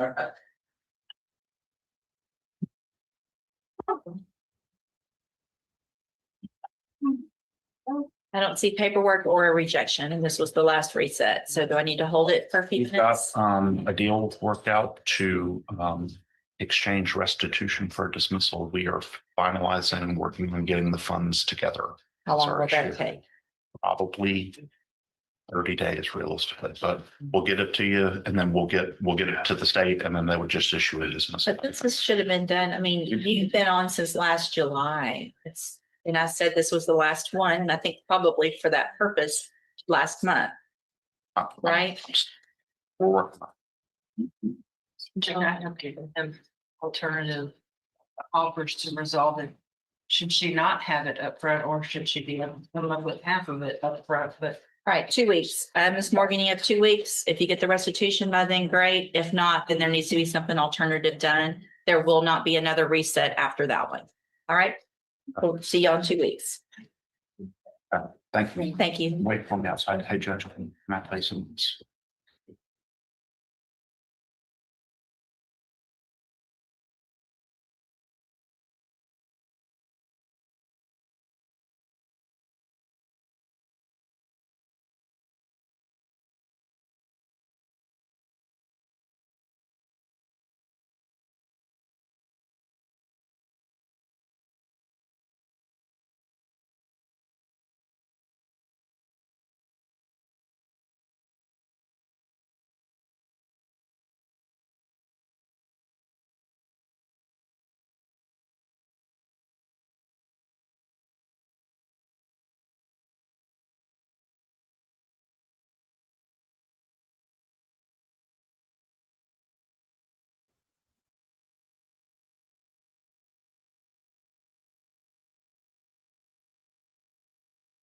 To a no contest plea. I understand the court's policy on that. Okay, you obviously understand better, and I typically don't allow that, but if the state is 9-4, you're.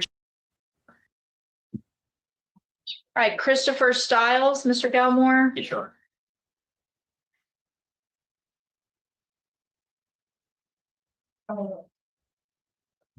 There.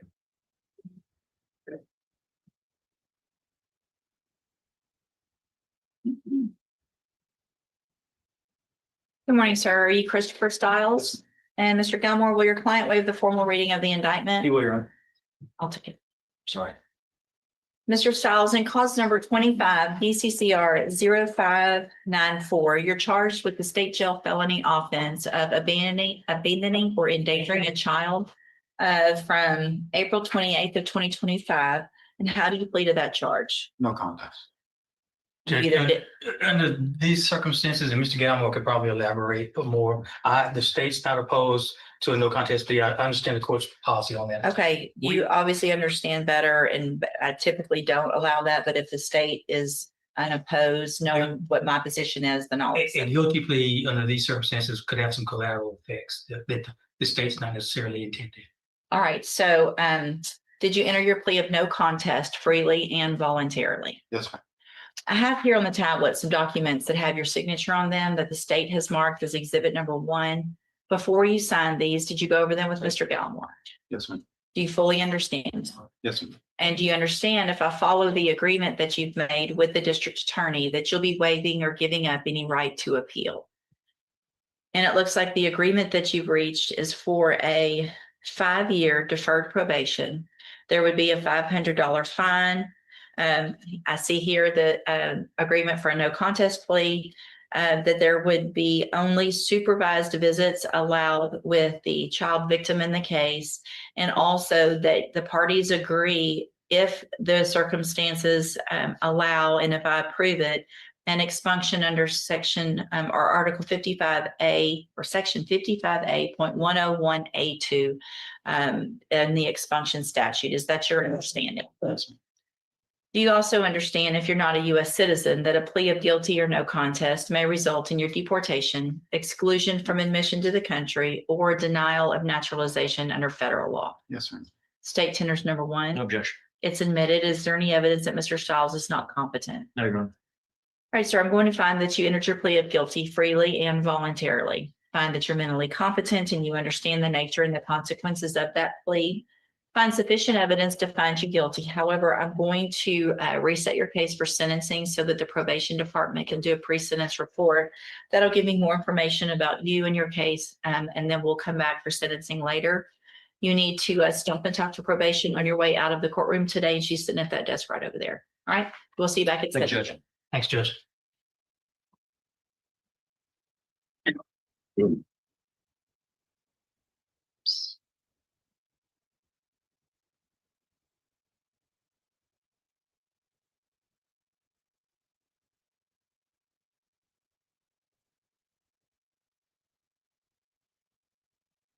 So I'll put that on that indictment, Anna, the no contest. So.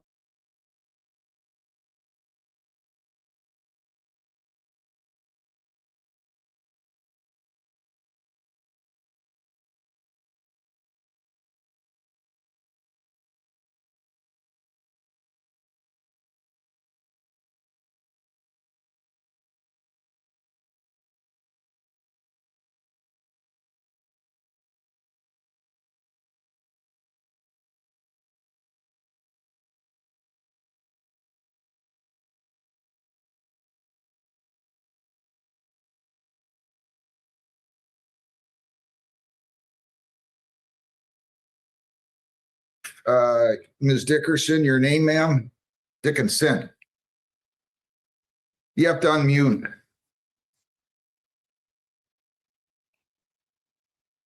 You have to unmute on the bottom left-hand corner of your screen. You're muted, so I can't hear a word you're saying.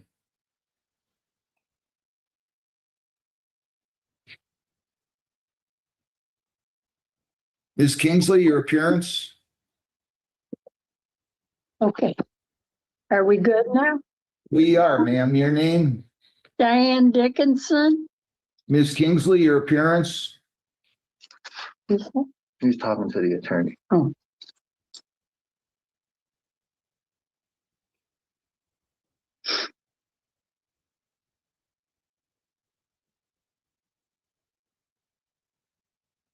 Looking for the attorney, I think.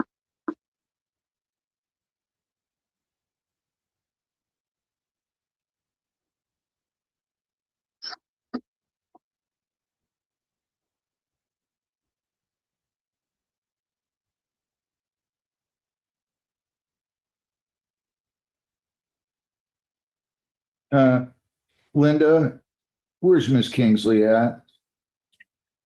She's not in a breakout room. I don't know why she's not answering.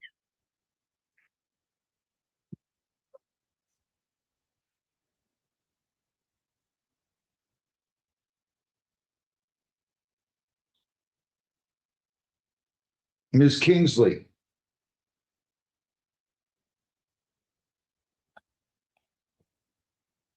Do I have anything else?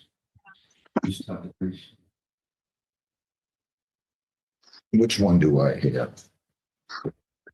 Can you hand me those 1030s? There you are. Your appearance?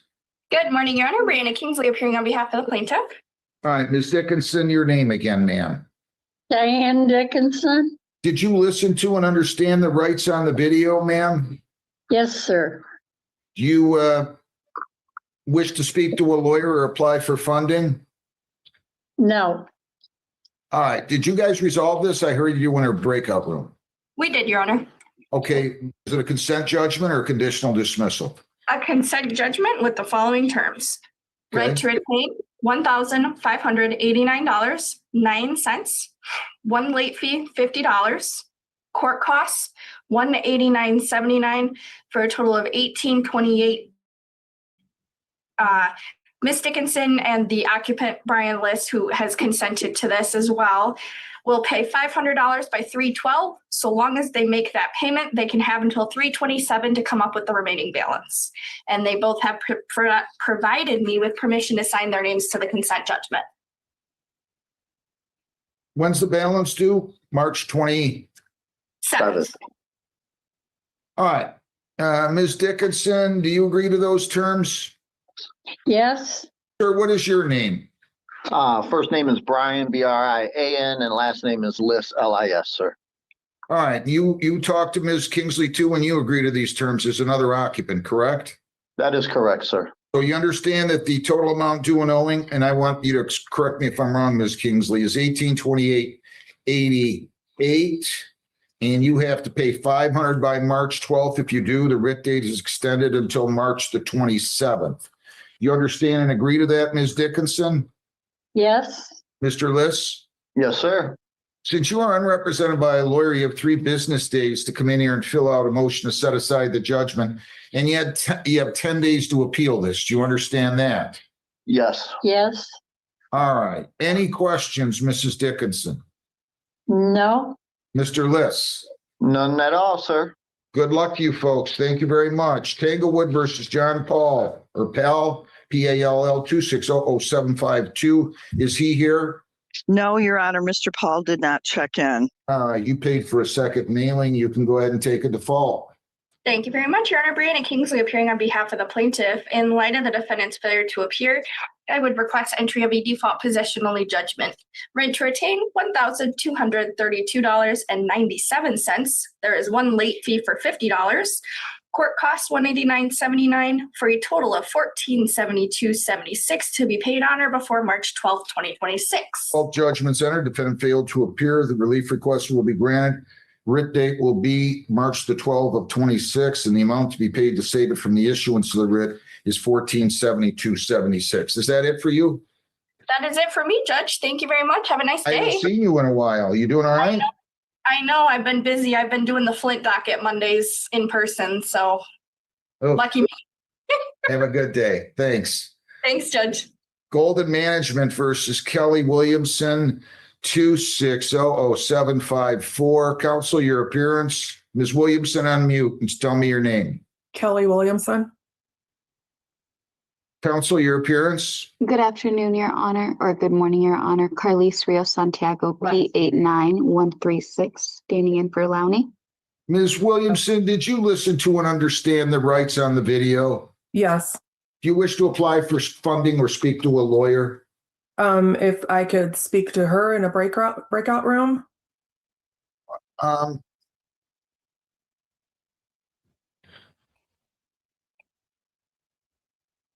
Can you tell me the amount is owed? Maybe I can help expedite this. The total balance. Yes, Your Honor. Total balance is $4,382.23. That includes rent, cost, and other money due. I mean, if you guys want to, go ahead. I'll be glad to let you do that. Go ahead into a breakout room and I'll come out when you're done. Thanks. Thank you, Is Your Honor. Concord and Mount here?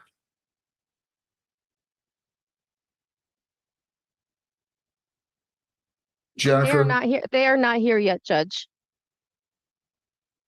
We did receive, I do believe, a consent or a conditional dismissal, but I do not have them zoomed in yet. Well, I'm going to have to cover it with them. Okay. Will you do me a favor? And let me know when they're here. Call me in the chambers, please. Yes, sir. Thank you. You don't listen. Which one? Oh, okay.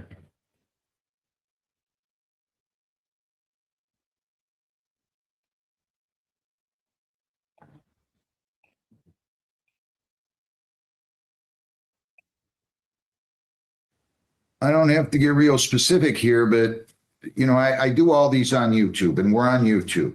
Okay. Everybody part of my docket is, so I don't feel really comfortable taking this off YouTube. I don't have to be on YouTube, but I do for all my proceedings, and I'm not going to change that here.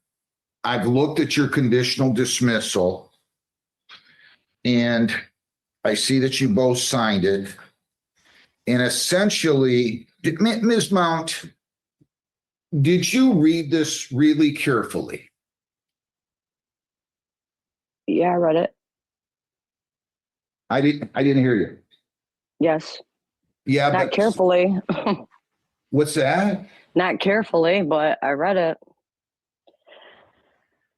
Well, you've been fighting these guys for 8 months, and you're telling me you didn't carefully read this? I mean, Yeah. you filed more pleadings. I've never had this many pleadings on a landlord tenant. Let me just be honest with you, 32 years, 31 years plus. I just want to make sure you read this and fully understand every aspect of this. Or do you want me to cover it with you? No, I read it. Do you fully understand every aspect of this? Yes. I mean, you're not a lawyer. I want to make sure that you fully understand, and I want to answer any questions that you might have regarding any of the language in here. Well, I would prefer you retain jurisdiction if anything were to happen. If they buy, which I would, you know, you guys are agreeing to dismiss your complaints and counterclaims. It says without prejudice, right, Mr. Gallup? That's correct, Your Honor. And you understand what without prejudice means, right, Ms. Mount? It means the claim could essentially be brought again. Yeah. Do you understand that? Yes. And do you understand that there's terms set forth here, and essentially you're agreeing to be placed on probation? I don't mean in a criminal sense, but you're on probation for 12 months. And you have to comply with all the terms and conditions of what is contained in the agreement. And you also have to comply with the bylaws and the occupancy agreement and all other documents that govern Concord Consumer Housing. Do you understand that? Yes. And do you understand that if they think you didn't comply with something, that they can file an affidavit and then and telling the court why you didn't comply, and then you will have to file an objection for there to be a hearing. Do you understand that? Yes. So if they filed an affidavit saying you didn't comply with some aspect and you didn't file an objection, they're going to be entitled to a judgment. If you file an objection, we're going to have a hearing as to whether or not you violated any of the terms of the conditional dismissal or the occupancy agreement or the bylaws or articles of incorporation or anything else that govern Concord Consumer Housing. Do you understand that? Yes. Now, I'm going to hope, before we go on, that we're not going to end up back in here. This has been, and again, I first of all, Ms. Mount, why are you looking at the floor? I'm just I want you to understand, ma'am, you have, since you're unrepresented by a lawyer, you have 3 business days to come in here and fill out a motion to set aside the judgment if you don't understand something. And you have 10 days to appeal. Those are the rules that govern entry of a consent judgment. I'm going to view the conditional dismissal the same way. Do you understand that? Yes. Do you have any questions for me with regard to any of this language in the conditional dismissal order addendum? No. So just for the record, I told you guys I took home all the information last week. You adjourned the motion for summary from last Monday to today so that you could talk further. I have the document here. I'm prepared to sign it. I just hope we're done with the case. I just really, really, really hope we're done with the case. If there's any petty nonsense that's going on either side, I'm not going to be a happy guy. And I'm going to go ahead and sign it. And we're going to go from there. Anybody want to say anything or ask me any questions before I sign? I don't have any, Your Honor. I would just state that we did provide several drafts to Ms. Mount, and I made myself available to her, even though I'm not her counsel. And we did incorporate some last minute things to give her even more protections under paragraph 12. We extended the objection filing date by 21 days rather than 14 under the court rule. And we were serving her both by first class mail and email just to make sure that she would get it. I won't say 100%, but I'm very, very optimistic that the parties have reached an inflection point after going through this for over a year, that this is going to be a new step and a new chapter.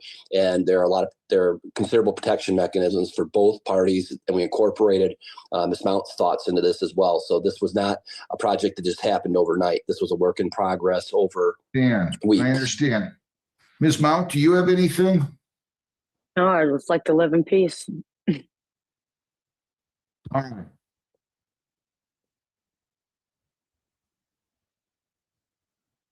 How do I put this delicately?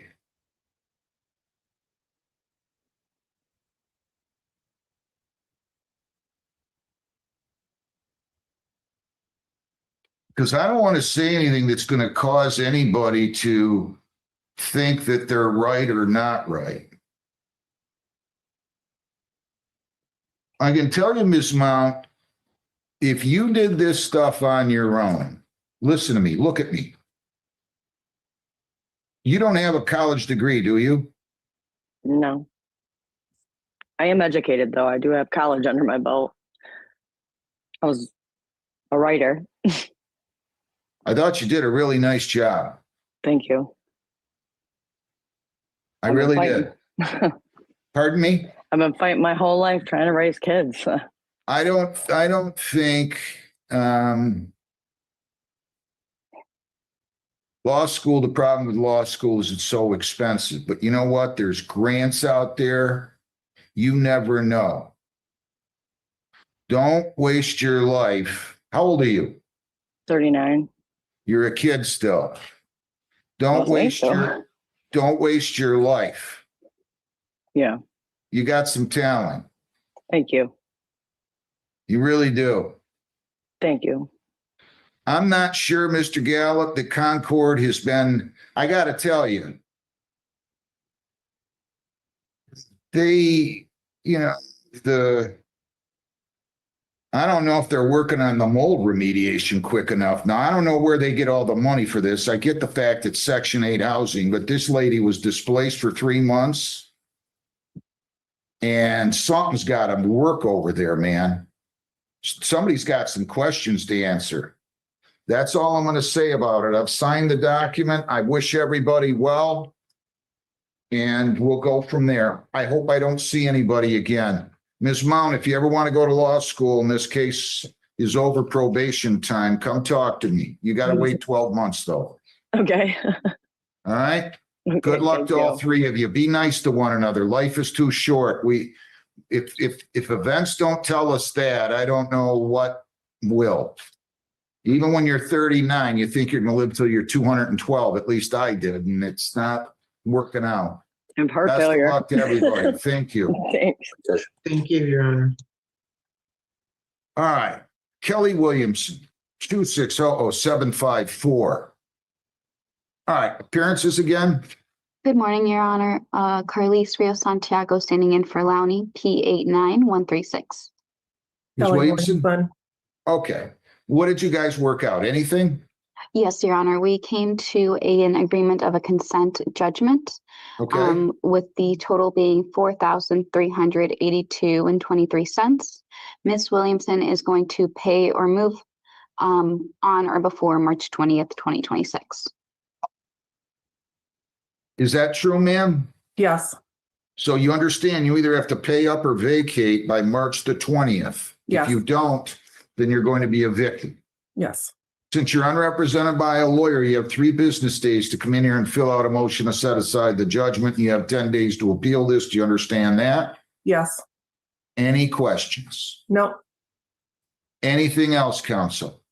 I do know that she is going to need the judgment in order to get some money out. So I'll be emailing her that. Some money out from who? My 401k. Oh, I see. Okay. Okay. So you can take that out now. I mean, why do you need it? Oh, because is that a hardship withdrawal probably, right? Yes. Yep. Because you're not near as old as I am, and I can take it out now if I want, but I get it. Okay. Send that over. Does she have your permission to sign your name to this proposed consent judgment, ma'am? Yes. Would you please do that, Ms. Rio Santiago, and get that Yes. to me today? Absolutely. I'll be filing it Thank right. you very much. Have a great day, you guys. Thank Thank you. you. You as well. We have that other arraignment, is it ready yet? I don't see him out there. Can I see it, John? Is that a writ? No. Is it a felony? California has retained attorney. Oh, there's the attorney.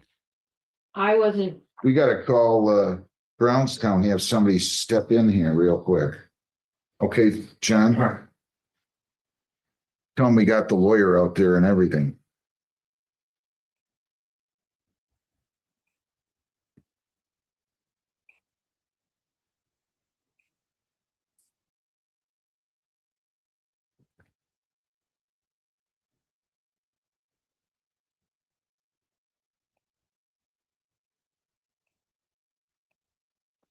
Do we have Mr. Bennett out there?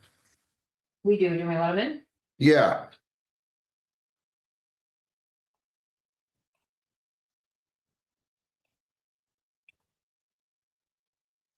Mr. Bennett, you can start your video. I don't know where your client is. Is he in custody somewhere? No, he's not. He should be logging in if he hasn't logged in already. Is he not logged in yet? We don't see him. Okay. And I'm not going to be waiting a long time either. No, he should. He's calling in from California. So let me text him and make sure he's coming, Your Honor. Give me 1 second.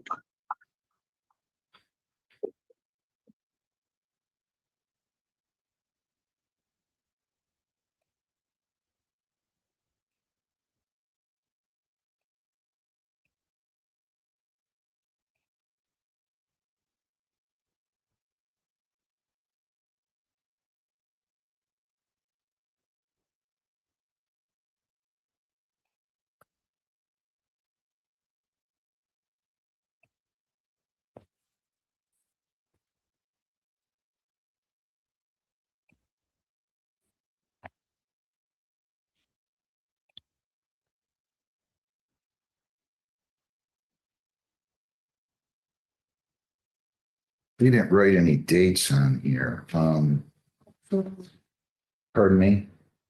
Give you PCC dates. No, it's all right. I'm going to just do the Next Tuesday. 10th and the 17th. So what time should I do? 10 o'clock for the PCC? And then Coming from California. Yeah.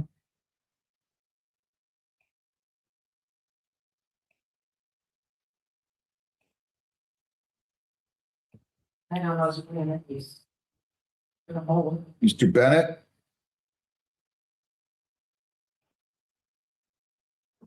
Yes, Your Honor. Is he here now? No, he's not. I'm not going to wait very long. I'm getting I tired. just talked to him this morning too, so it's not like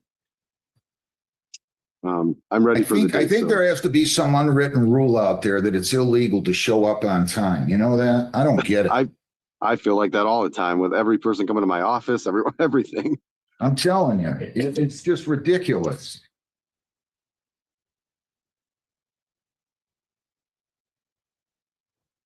Well, my assistant's going to call him and make sure he's logging in, Judge. Sorry about that. Thank you.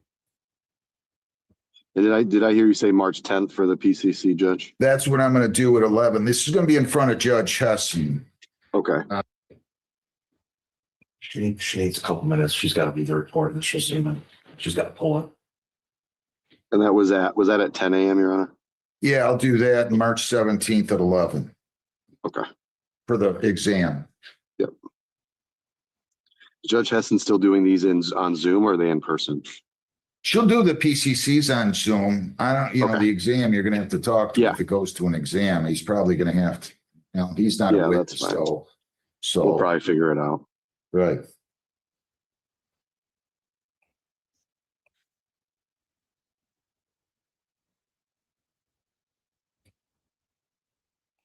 Okay. My client says he's on Zoom. You see him out there? Oh. Can you confirm the Zoom ID with him? What's the Zoom ID? I'm not sure. His name is Emmanuel, so I'm not sure if it's, or Senu. I'm not sure if it's that or not, but he's definitely on. He might just have a random name. Judge, No. let me see if he's in the other courtroom. One moment. Okay. They're gonna check and see if he went to Judge Hess's. Okay. I only gave him this Zoom ID. There's no So. one in the waiting room and he's not in here. Why don't you have your assistant call and tell him our Zoom ID number? All right, we have done, so let me double check, Judge. Okay.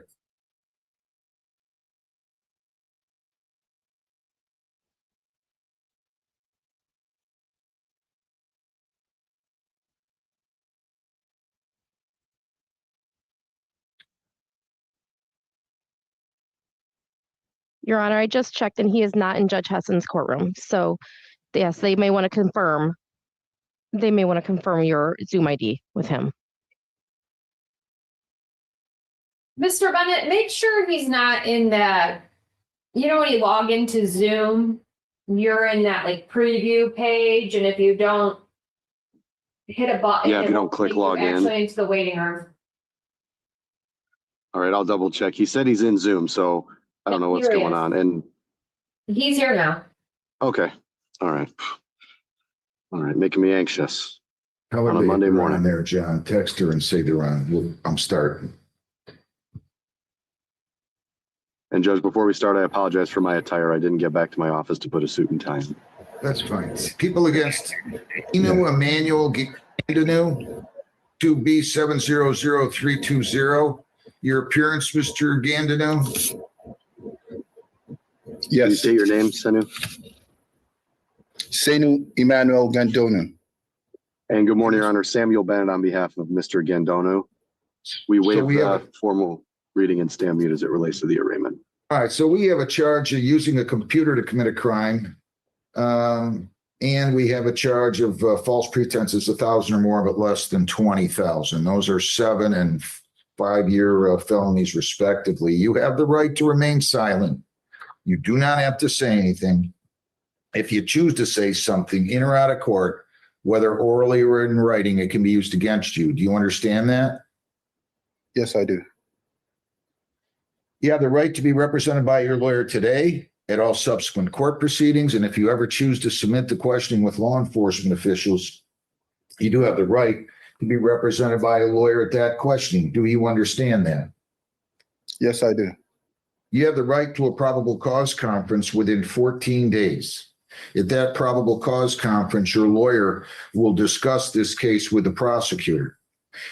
If it proceeds to a preliminary examination, you have the right to that examination within 7 days after the time in which you had the probable cause conference. If the preliminary exam, the people have to show that the crime was committed and that you were the one who probably committed the crime as to each charge. If they prove that, you'll be bound over for further proceedings to the circuit court. Do you understand that? Yes, I do. All right, probable cause conference. And you're going to be able to zoom in, I'm sure, I know, on March the 10th at 10 a.m. And you're going to have to address that. Your lawyer will. We've already talked about it, about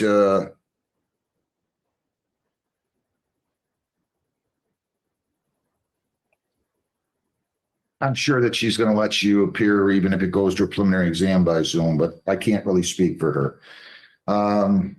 So probable cause conference again is going to be on March the 10th at 10 a.m. March the 10th at 10 a.m. You need to write that down. March 10th at 10 a.m. Preliminary exam March 17th at 11 a.m. So that's March 10th at 10, March 17th at 11. You still live on Doty Avenue, apartment 25, sir? Yes, I do. Doty Avenue? Yes. No, I've moved to 14922. Okay. Halldale Avenue. Spell that. Halldale.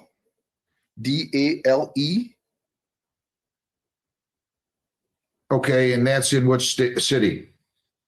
Gardena, California. Spell that for me. Gardena, Gardena. DEAA? NA. ENA. Okay. Gardena. And what is the zip code there? 90247. Okay. So PCC March 10th at 11 or 10 rather, preliminary exam March 17th at 11. I'll let you address bond. Did she come in yet or no? She is not. Well, all right. We should have had the detective here. I tried to get her in. She's not here. Go ahead and proceed. Okay, thank you, Your Honor. Your Honor, Mr. Gandanu has no priors whatsoever. As you know, he does live in California. He retained me a little while ago. We had plans to come in a little earlier, but he had some serious health issues that he's still dealing with. I have no concern about him showing up on time, being in court, everything like that. So I'd ask that you set a personal bond, Your Honor.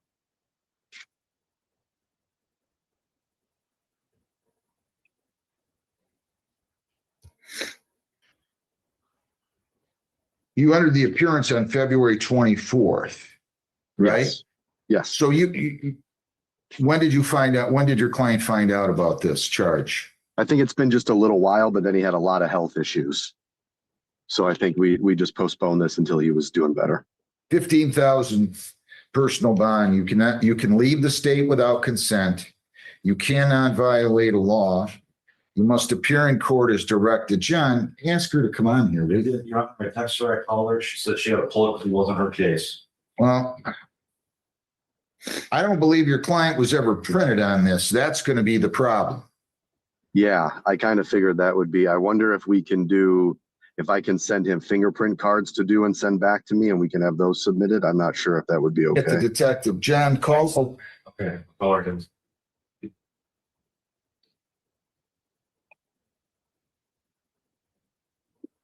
I'm going to let her confer with you, but this is going to be tough.